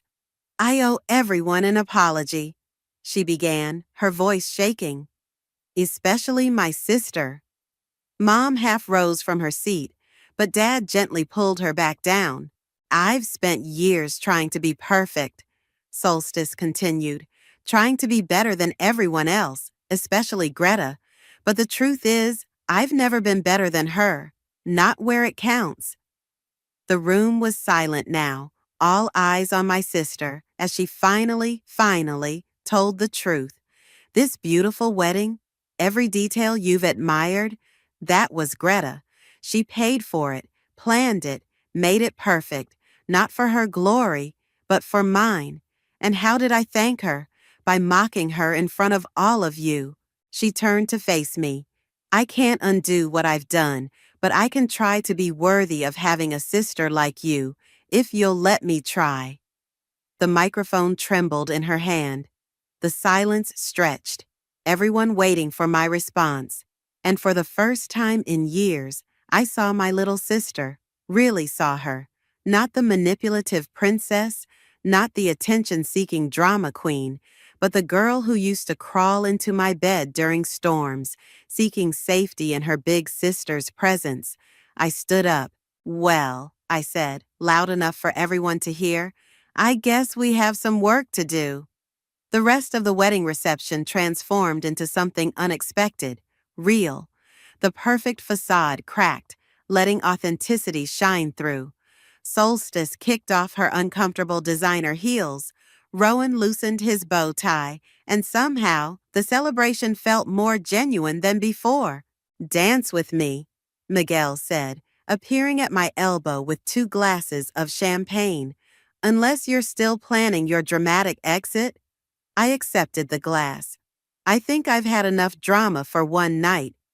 As we swayed to the music, I watched Solstice and Rowan talking quietly with his parents in the corner. Whatever they were saying, it seemed intense but not angry. Progress, maybe. You know, Miguel said, when you hired me for this wedding, I thought you were crazy. Spending all that money on someone who treated you so badly? I was crazy, I admitted, but maybe not for the reasons you think. Oh? I thought I could buy her love, or at least her respect. I shook my head.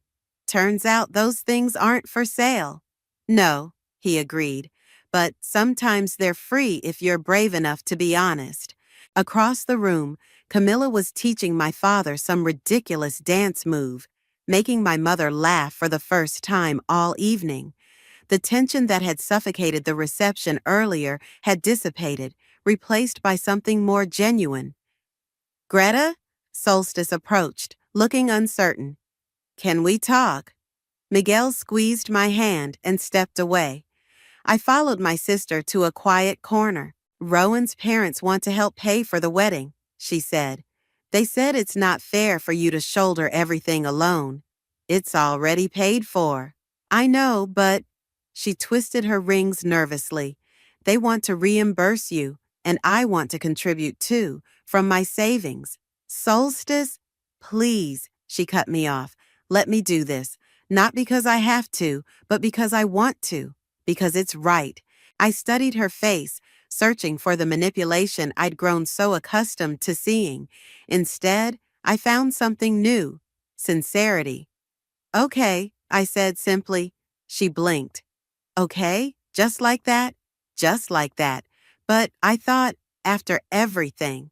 Look, I set down my champagne glass. We can't undo the past.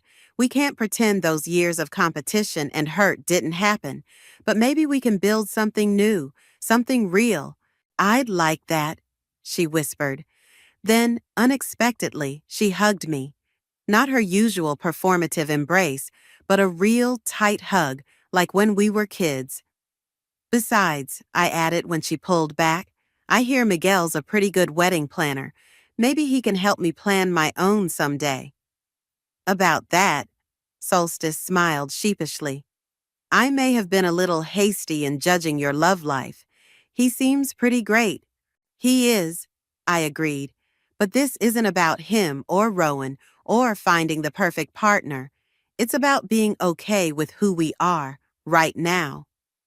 When did you get so wise? She teased, but her eyes were serious. Probably around the same time you got honest. The DJ announced the last dance of the night. Rowan appeared, holding out his hand to Solstice. May I have this dance, Mrs. Bailey? She took his hand, then surprised us both by grabbing mine too. Only if my sister joins us. And so we danced, the bride, the groom, and the sister who paid for it all. Not perfectly choreographed like Solstice had originally planned, but real and a little messy, and somehow better for it. As the night wound down, guests filing out with tired smiles, Solstice caught my arm one last time. Thank you, she said, not for the money or the planning or any of that. Thank you for not giving up on me, even when I gave you every reason to. That's what sisters do, I replied. The real ones, anyway. Mom and Dad joined us, both looking exhausted but happy. Well, Dad said, this wasn't quite the wedding we expected. No, I agreed, watching Miguel pack up the last of his planning materials. It was better. Because it was honest, Solstice added, surprising us all. Mom wiped away a tear. My girls, both of you, I'm sorry we didn't see what was happening all these years. We see it now, Dad said firmly, and that's what matters. As I drove home that night, Miguel following in his car, we did have that dinner date to plan after all, I realized something. The perfect wedding I'd helped create hadn't been the gift Solstice needed. The truth had been, and maybe, just maybe, it had been the gift I needed too. Because sometimes the most beautiful things aren't perfect at all. They're real and messy and honest, just like sisters should be. The rain pelted against the church windows as I watched my sister Freya stand at our father's casket, dabbing her eyes with an embroidered handkerchief that probably cost more than most people's weekly grocery bill. My name is Olive, and this was the day my sister stole everything from me. Daddy would have wanted the estate in capable hands, Freya announced to our small gathering of family and close friends. Her voice carried that familiar patronizing tone I'd grown to despise. As the eldest, I'll ensure our family's legacy remains intact. I gripped the wooden pew until my knuckles turned white. Just yesterday, we'd buried our father, and already she was making her move. Mom sat beside me, her grief-stricken face buried in her hands, as she nodded along to everything Freya said. Olive, dear. Freya's saccharine voice cut through my thoughts. You understand, don't you? With your history of impulsive decisions, this is really for the best. The gathered mourners turned to look at me. I felt their stares burning into my skin. Remembering the rumors Freya had carefully cultivated about my supposed irresponsibility. That failed startup I'd attempted at 23, the time I'd traveled through Europe instead of immediately starting college, all twisted into weapons against me. I understand perfectly, I replied, keeping my voice steady despite the rage building inside me. You've always had everything figured out, haven't you, Freya? She smiled, that picture-perfect smile that had fooled everyone but me. I'm so glad you see it my way. Mom's already signed over power of attorney to me. It's all very official. My head snapped toward Mom. Is this true? Mom finally looked up, her eyes red and puffy. Freya knows what she's doing, honey. She's got the business degree, the connections. Your father would have wanted, Dad would have wanted us to share everything equally, I interrupted, standing up. That's why he left it to both of us in his will. Freya's friend Callie stepped forward, placing a manicured hand on my shoulder. Olive, sweetie, maybe you should step outside and get some air. Grief can make us say such irrational things. I shrugged her hand off and walked toward the church exit. As I pushed open the heavy wooden doors, I heard Freya's voice carry across the now silent church. You're better off without it, little sister. Trust me. That night, I sat in my childhood bedroom, surrounded by boxes I'd already packed. The estate had been in our family for generations. The mansion, the investments, the land. Dad had built it into something remarkable, and now Freya would run it all into the ground. A soft knock at my door made me look up. Mom stood there, looking smaller than I'd ever seen her. I'm sorry, Olive, she whispered, but Freya, she knows what she's doing. She's got everything planned out. She's manipulating you, Mom. Can't you see that? Don't make this harder than it needs to be. Mom's voice cracked. Please, I can't handle any more conflict right now. I stood up and hugged her, breathing in her familiar lavender scent. It's okay, Mom. I understand. And I did understand. Not just Mom's grief, but what I needed to do next. Freya thought she'd won, thought she'd pushed me aside like she always had. But she'd made one crucial mistake. She'd underestimated me. Again. Later that night, as I loaded the last box into my car, I heard heels clicking on the driveway behind me. Running away again, Freya called out. I knew you'd take the easy way out. I turned to face her, and for the first time in years, I felt completely calm. No, Freya, I'm not running away. I'm moving forward. She laughed, the sound echoing in the empty driveway. Forward to what? Another failed venture? Another disappointment? You know what's funny? I smiled, closing my trunk. You're so focused on what you've gained. You have no idea what you've just lost. Lost? She scoffed. I've won everything. Keep telling yourself that. I got into my car and started the engine. Through the window, I added, and Freya, remember this moment. Remember exactly how it feels to think you've won. It'll make what comes next so much sweeter. As I drove away from my childhood home, I watched Freya's figure shrink in my rearview mirror. She thought she'd written the final chapter of our story. But she was wrong. This wasn't the end. It was just the beginning. And I was going to make sure she regretted every single moment of her victory. 6 months into my new life in the city, I found myself sitting across from Gregory in his downtown office, surrounded by financial reports and investment portfolios. The view of the skyline behind him seemed to mock my small-town roots, but I wasn't here to admire the scenery. You're a quick study, Olive, Gregory said, adjusting his glasses as he reviewed my latest analysis. Most people take years to grasp these concepts. I took a sip of my coffee, hiding my smile. Most people aren't trying to save their family legacy from a manipulative sister. Speaking of which, Gregory turned his computer screen toward me. Have you seen the latest news about your family's company? The headline made my stomach turn. Carter Industries announces aggressive expansion plans. Below it was a photo of Freya, wearing her signature pearls and fake smile. She's taking out loans she can't possibly repay, I muttered, scanning the article. The estate's cash flow won't support this kind of expansion. Exactly. Gregory leaned back in his chair. She's playing a dangerous game. One wrong move and...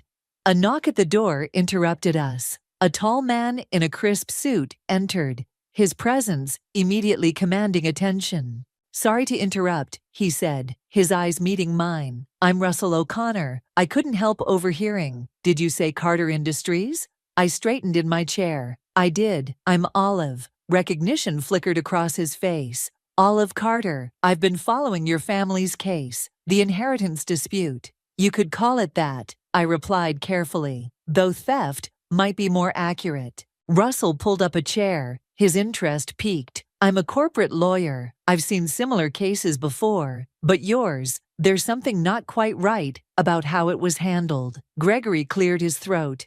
Russell's one of the best in the business, Olive. If anyone can help you build a case, it's him. I studied Russell's face, looking for any sign of the usual condescension I'd faced when telling my story. Instead, I found genuine concern and something else, determination.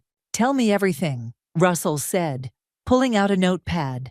Start with the power of attorney transfer. For the next hour, I laid out every detail, every manipulation Freya had orchestrated.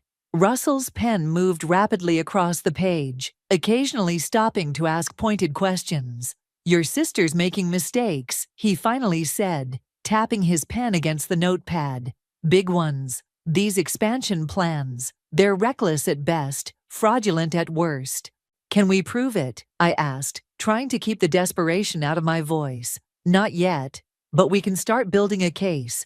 Gregory's been teaching you finance. That knowledge will be crucial. I glanced at my watch and stood up. I have class in 20 minutes. Business Management 301. You're taking classes too. Russell looked impressed. Every single one I can fit in, I replied, gathering my things. Freya's biggest argument was that I lacked the knowledge to run the estate. I'm making sure that when I face her again, she won't have any ammunition left. Russell stood as well, holding out his business card. Let's meet next week. We'll need to start documenting everything. As I reached for the card, our fingers brushed briefly. The contact sent an unexpected jolt through me, and I quickly pulled away. Thanks, I mumbled, shoving the card into my bag. Both of you. I know this isn't exactly a normal client situation. Gregory waved off my thanks. Normal is overrated. Besides, watching you take down your sister will be payment enough. Outside, the city bustled with its usual afternoon energy. As I waited for my ride share, my phone buzzed with a text from Mom. Freya's throwing a charity gala next month. Please come home for it. We miss you. I stared at the message, my throat tight. Below it was a photo of Mom and Freya at our family estate. Standing in front of the rose garden Dad had lovingly tended for years. The roses were wilting now, their care clearly neglected. Another text came through, this time from Russell. Forgot to mention, those charity galas are perfect for gathering intel. Might be worth making an appearance. I smiled, typing back, already got my invitation.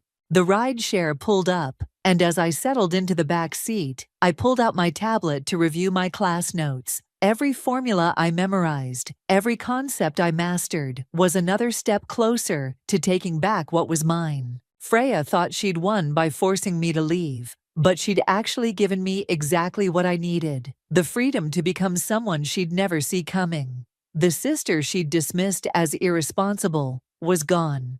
In her place was someone much more dangerous, someone with nothing left to lose and everything to gain. The country club's bathroom wasn't where I'd expected to find my first real breakthrough. But there I was, reapplying lipstick, when Callie stumbled in, clearly 3 glasses of champagne past her limit.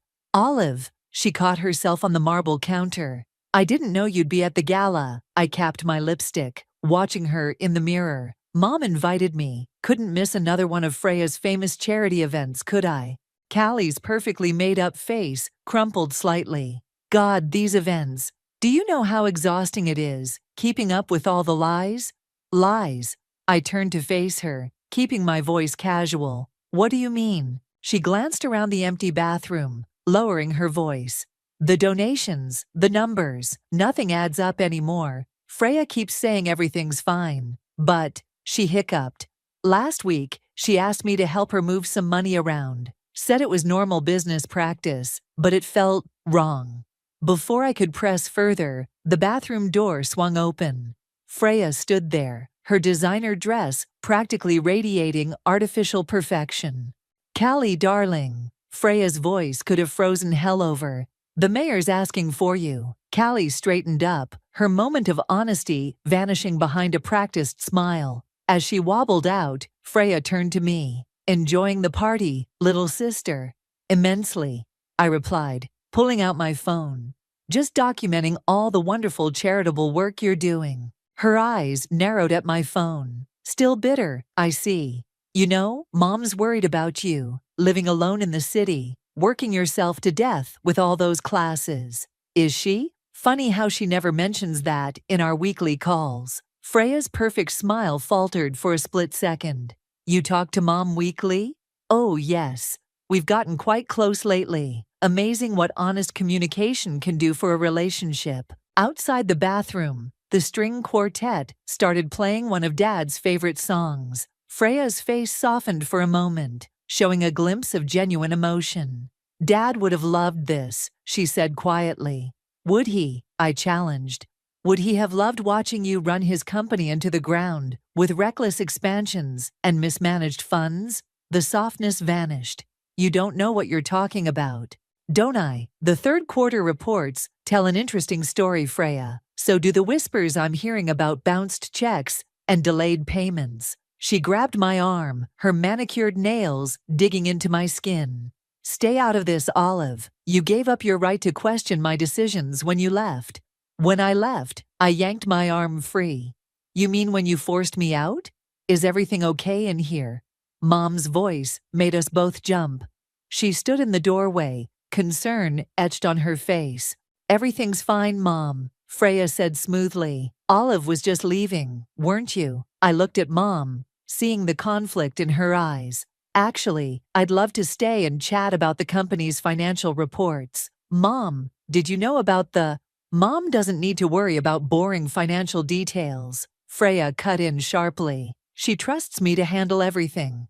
Mom wrung her hands. Freya's right, honey. She knows what she's doing. The expansion plans they're going well, aren't they, Freya? Of course they are, Freya assured her. Everything's perfect. I pulled out Russell's business card and held it out to Mom. When you're ready to know the truth, call this number. He's a lawyer who specializes in corporate fraud. That's enough. Freya snatched the card from my hand and tore it in half. Mom, go back to the party. I need to talk to my sister alone. But Mom didn't move. She stared at the torn card on the floor, then at Freya's flushed face, then at me. Fraud? Mom's voice was barely a whisper. What is she talking about, Freya? Nothing, Freya snapped. She's just trying to cause trouble, like always. I pulled another card from my purse. The truth will come out eventually, Freya. The only question is how much damage you'll do before it does. Leaving the card on the counter, I walked out of the bathroom, my heels clicking against the marble floor. Behind me, I heard Mom ask again, Freya, what is going on? My phone buzzed with a text from Russell. Got the documents you needed. Meet tomorrow? I smiled, typing back a quick yes. As I made my way through the glittering crowd, Freya might have won the battle for Mom's trust months ago, but watching her perfect facade crack tonight told me everything I needed to know. The war was far from over, and her defenses were beginning to crumble. Russell's office was a maze of papers when I arrived the next morning. Gregory was already there, poring over financial statements with a furrowed brow. You're not going to believe what we found, Russell said, not even looking up from his computer. His tie was loosened, and coffee cups littered his desk. Your sister's been busy. I dropped into the chair beside him. Define busy. How about 3 shell companies, 2 unauthorized loans, and 1 very interesting offshore account? Gregory slid a folder across the desk. She's been siphoning money from the estate for months. My hand shook as I opened the folder. Can we prove it? Thanks to your drunk friend Callie last night, yes.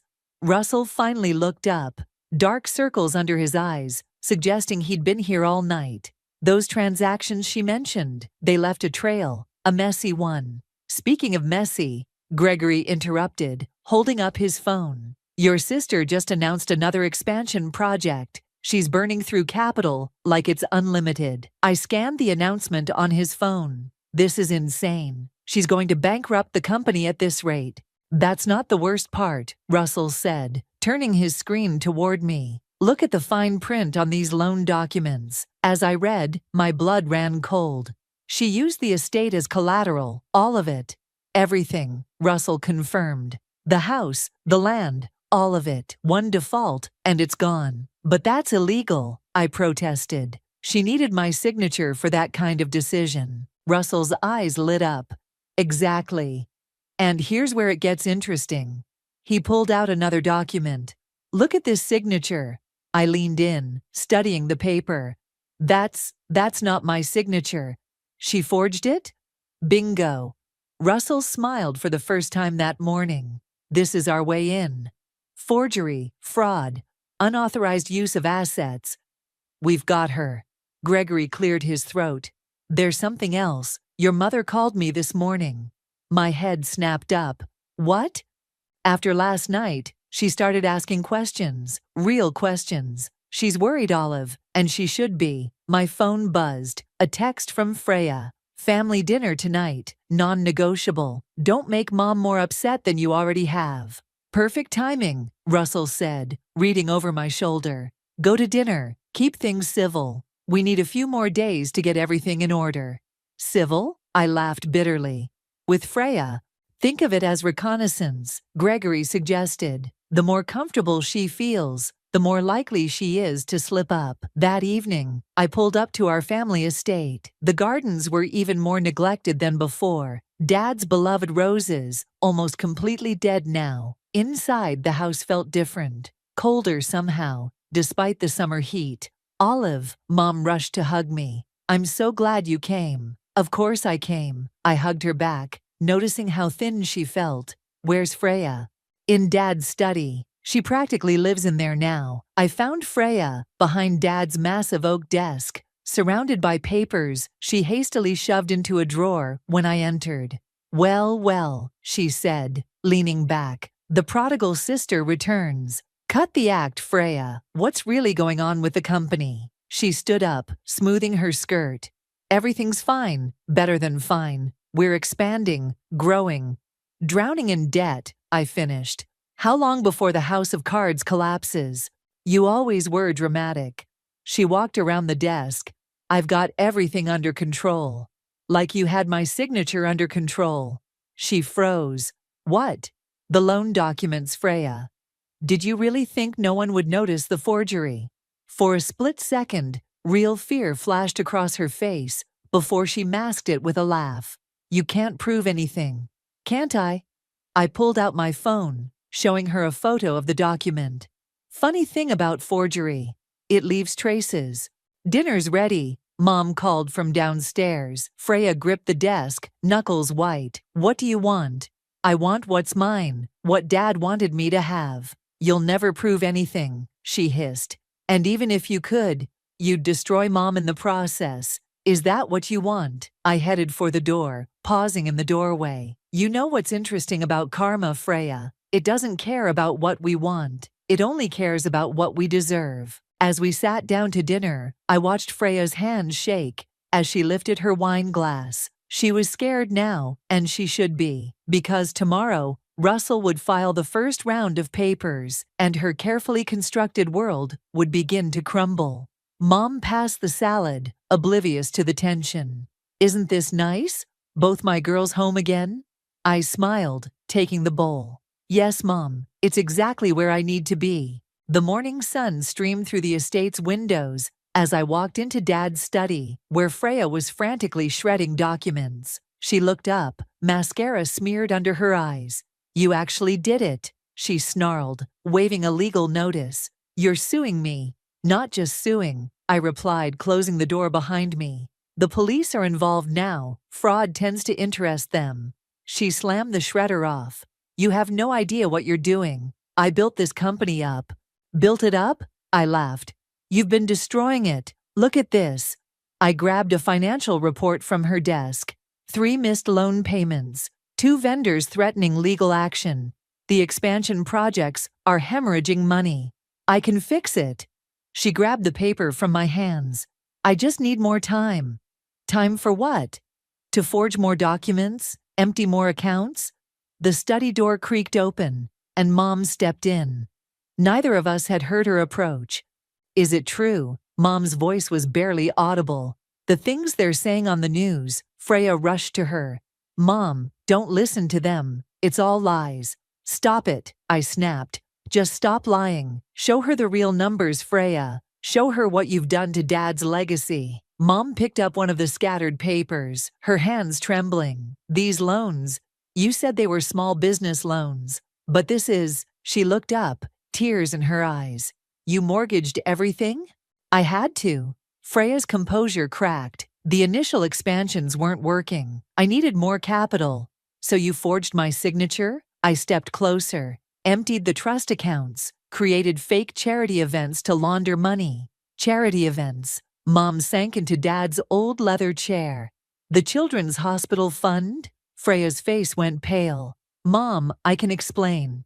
Explain what? I pulled out my phone, showing them the evidence Russell had compiled. How you pocketed donations, how you've been living off stolen money while the company crumbles. I deserved it, Freya screamed, making us both jump. I was always the responsible one, the one who stayed.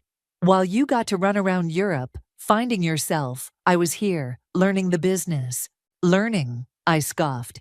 You were schmoozing and playing politics. I actually studied finance, learned investment strategies. Girls, please. Mom's voice cracked. Your father, Dad would be ashamed, I said quietly. Of both of us. We should have worked together, Freya. That's what he wanted. Freya's laugh was hollow. Work together? You never wanted that. You just wanted your share without earning it. And what did you earn? I gestured around the study. The right to destroy everything he built? To steal from charities? To risk our family home? A knock at the door made us all turn. Russell stood there with 2 police officers.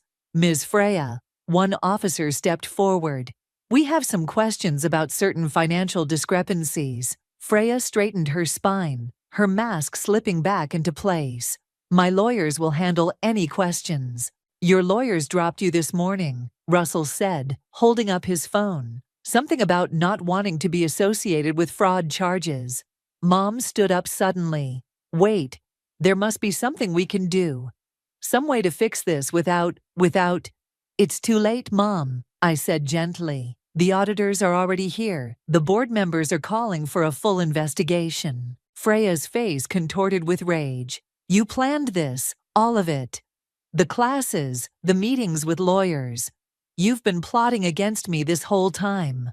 No, Freya, I've been preparing to save our family's company from you. The officers moved forward, but Freya held up a hand. Fine, you want the truth, here it is. She turned to Mom. I took everything, the money, the donations, all of it, because I could, because no one was watching, because perfect, responsible Freya would never do such things, right? Mom covered her mouth, stifling a sob. And you know what else? Freya continued, her voice rising hysterically. Dad knew. He knew I wasn't ready to run the company. That's why he left it to both of us. But I couldn't stand it. Couldn't stand sharing with perfect little Olive, who always got away with everything. Ma'am, one officer said firmly, we need you to come with us. As they led Freya out, she turned back one last time. I hope you're happy, little sister. You've destroyed this family. No, Freya, I replied, watching her go. You did that all by yourself. Mom and I stood in silence as Freya's heels clicked down the hallway, each step echoing through the house like a final countdown. The empire she'd built on lies was crumbling, but beneath the rubble, our family's true legacy remained. Now came the hard part, rebuilding everything she'd torn down. The boardroom felt like a war zone. Angry investors, concerned board members, and a team of forensic accountants all talked over each other while I stood at the head of the table, my father's old position. The total losses are approaching $8 million, one accountant announced, sliding reports across the table. And that's just what we've uncovered so far. How did no one notice? Demanded Mr. Patterson, our longest-serving board member. Where were the oversight committees? Callie, sitting in the corner, raised her hand timidly. Freya had us all submit false reports. She said it was standard practice for tax purposes. And you believed her? Someone scoffed. Enough, I cut in. Pointing fingers won't solve anything. We need solutions. Russell stood up, straightening his tie. We've managed to freeze the offshore accounts. Some funds can be recovered. The real issue is the expansion projects. They're bleeding us dry, Gregory added, pulling up a spreadsheet on the projector. We need to shut them down immediately. But the contracts, someone started, are void, Russell interrupted. They were signed under fraudulent circumstances. We can legally terminate them. The door burst open, and Mom walked in, looking more determined than I'd seen her in months. I've just come from the bank. I'm selling my vacation house to help cover the immediate debts. Mom, no, I protested. You don't have to. Yes, I do, she said firmly. I let this happen. I trusted blindly when I should have asked questions. Let me help fix it. Mr. Patterson cleared his throat. That's admirable, but it won't be enough. We need… Actually, Gregory interrupted. I have some investors interested in helping. They've worked with Olive in some of her recent projects. They're impressed with her financial acumen. I felt all eyes turn to me. The company can be saved, I said, pulling up my own presentation. But we need to act fast and be transparent about everything. For the next hour, I laid out my plan. Cost-cutting measures, restructuring proposals, and most importantly, a complete overhaul of our financial oversight systems. As I spoke, I could see the tension in the room slowly shifting to cautious hope. This could work, Mr. Patterson finally said, but we'll need someone we trust in charge, someone who understands both the business and the family legacy. Before anyone could respond, Callie stood up. I need to say something. Her voice shook. There's more, about Freya. The room fell silent. Callie swallowed hard. She didn't just take company money. She's been blackmailing people, board members, investors, anyone who questioned her. She has files. Where? I demanded. Hidden drive in her personal laptop, password protected. But she pulled out a USB drive. I made a copy, last week, before everything. Russell took the drive. This could help with the criminal case. And explain why nobody stopped her sooner, Gregory added. My phone buzzed. A text from the prison, where Freya was being held, awaiting bail. Your perfect plan worked. Happy now, but remember, little sister, I know secrets too, about everyone, including you. I showed the message to Russell, who smiled grimly. Empty threats. She's done. Mrs. Carter, Mr. Patterson turned to Mom. As majority shareholder, you need to officially appoint a new CEO. Mom stood up, her voice steady. I think we all know who it should be. She turned to me. Your father always said you had his head for business. I should have listened. I'll need help, I said, looking around the room. From all of you. No more secrets, no more hidden agendas. You've got it, Gregory nodded.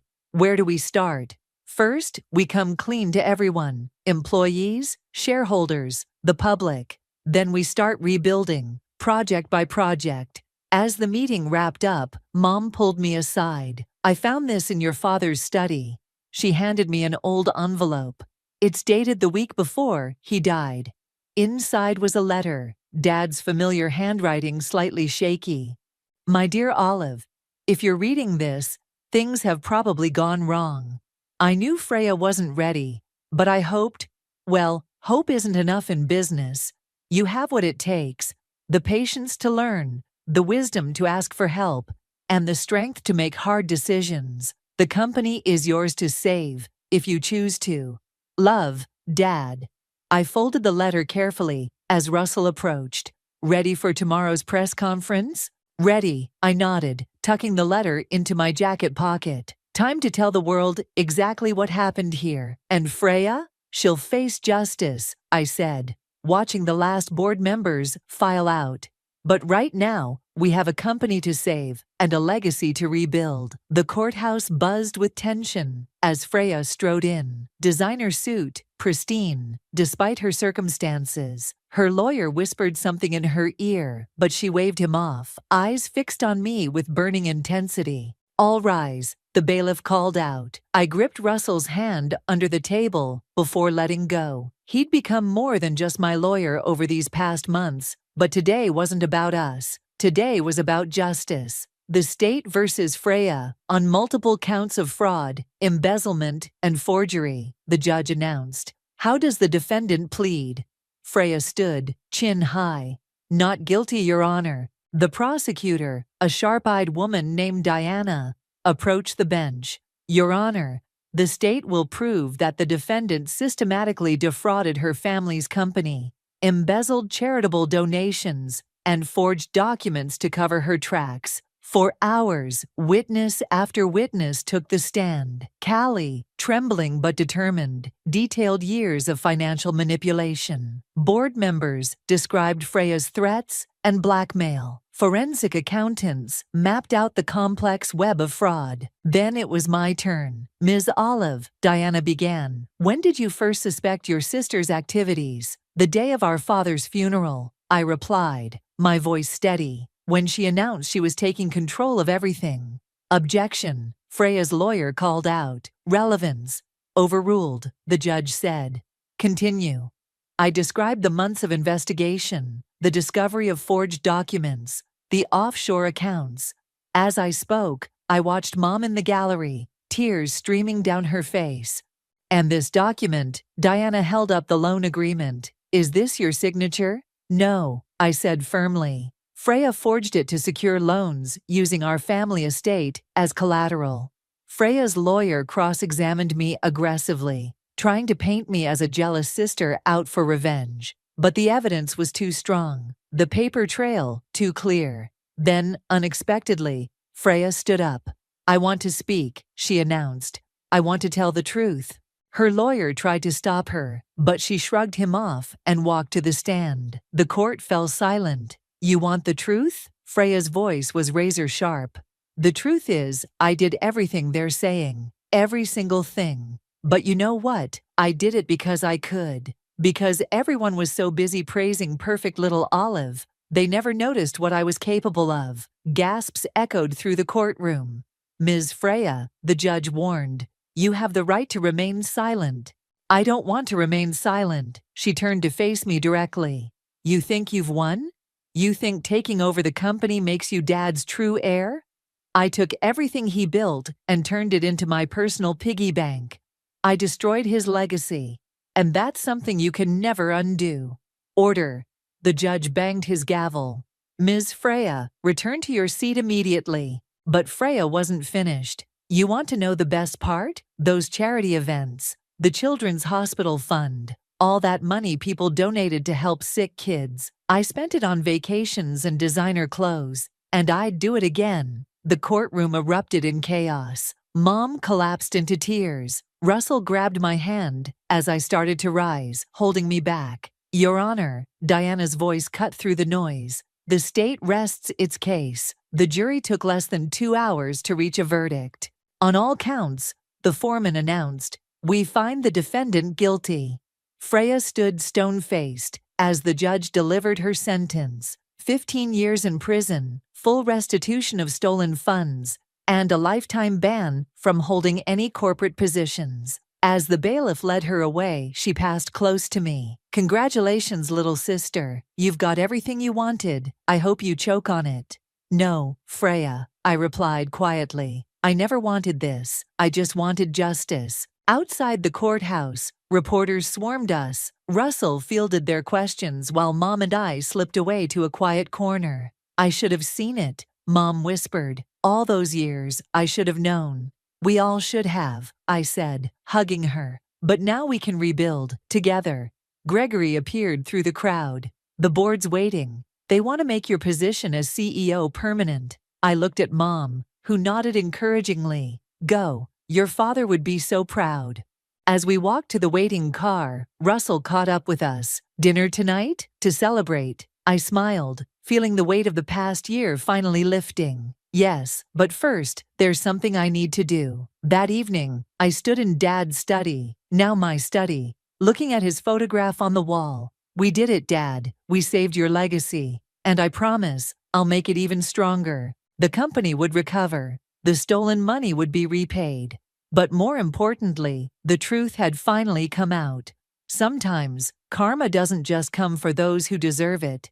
It helps restore what was broken in the process. The autumn breeze rustled through Dad's rose garden, now restored to its former glory. I knelt beside the bushes, pruning shears in hand, just as he'd taught me. The quarterly reports are in, Russell called from the patio, tablet in hand. Profits are up 30%. The Children's Hospital Fund has been fully restored. And the expansion projects, I asked, snipping a wayward branch, all stabilized. Gregory's oversight team is keeping everything on track. The back door opened, and Mom emerged, carrying a tray of lemonade. She looked younger somehow. The weight of secrets finally lifted from her shoulders. Mail came, she said, handing me an envelope. From the prison. I recognized Freya's handwriting immediately. Unlike her previous letters, full of threats and accusations, this one felt different, lighter somehow. Dear Olive, I read aloud. I've had time to think in here. Too much time, probably. Yesterday, they let me watch the news coverage of the company's recovery. You did what I never could. You made it better, stronger. Dad would have. I paused, swallowing hard. Dad would have been proud. Russell sat beside me on the garden bench. Are you going to respond? I don't know, I admitted, folding the letter. Some wounds take longer to heal. Speaking of healing, Mom interjected with a knowing smile. Russell, are you staying for dinner? I'm making your favorite pot roast. He squeezed my hand. Wouldn't miss it. The sound of car tires on gravel drew our attention. Callie emerged from her vehicle, clutching a stack of papers. The last of the restitution paperwork, she announced, joining us in the garden. Every penny has been accounted for and returned to the charities. Thank you, Callie, I said sincerely, for everything. She shook her head. I should have spoken up sooner, but watching you rebuild everything, doing it the right way, it's taught me something about courage. Speaking of courage, Russell cleared his throat, suddenly looking nervous. There's something I've been meaning to ask you, Olive. Before he could continue, Gregory's car pulled up. He practically ran to the garden, waving a document. The board just unanimously approved your proposal, he exclaimed. The Scholarship Foundation for Business Ethics. They love it. I smiled, thinking of Dad. The Redemption Scholarship. For students who understand that success isn't just about profit margins. Your father would have loved that name, Mom said softly, wiping a tear. Actually, I stood up, addressing everyone. There's something else we need to discuss. I've been thinking about the company's future. Russell raised an eyebrow. More changes. More like evolution. We're not just going to be about business anymore. I want to create a mentorship program, helping young entrepreneurs learn ethical business practices. Show them that success and integrity aren't mutually exclusive. That's brilliant, Gregory nodded. A way to prevent another Freya situation. And speaking of prevention, Russell finally managed to pull out a small velvet box from his pocket. I was wondering if you'd be interested in a different kind of partnership. The garden fell silent. Mom's hands flew to her mouth. Callie squealed. Really? I laughed. You're doing this now, in the middle of a business discussion. Well, he grinned. You're always saying we should merge our assets. Oh my God, that was terrible, I groaned. But I was smiling. Yes, of course, yes. As Russell slipped the ring on my finger, I caught sight of Dad's roses swaying in the breeze. They were blooming again, stronger than ever. So, Gregory cleared his throat, clearly emotional but trying to hide it, about that mentorship program. Right. I straightened up, still grinning. Let's go inside and discuss it. Mom's pot roast is waiting, and we've got work to do. As everyone headed inside, I lingered in the garden for a moment. The estate felt alive again, filled with purpose and hope. Freya's letter crinkled in my pocket, a reminder of how far we'd come and how far we still could go.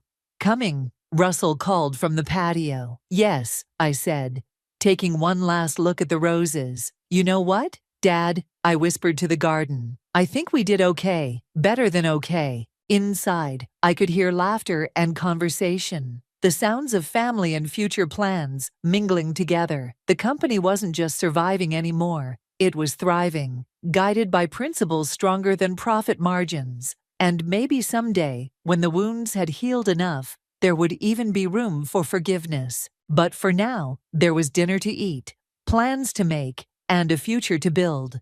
The right way this time. After all, isn't that what karma is really about? Not just punishment, but restoration.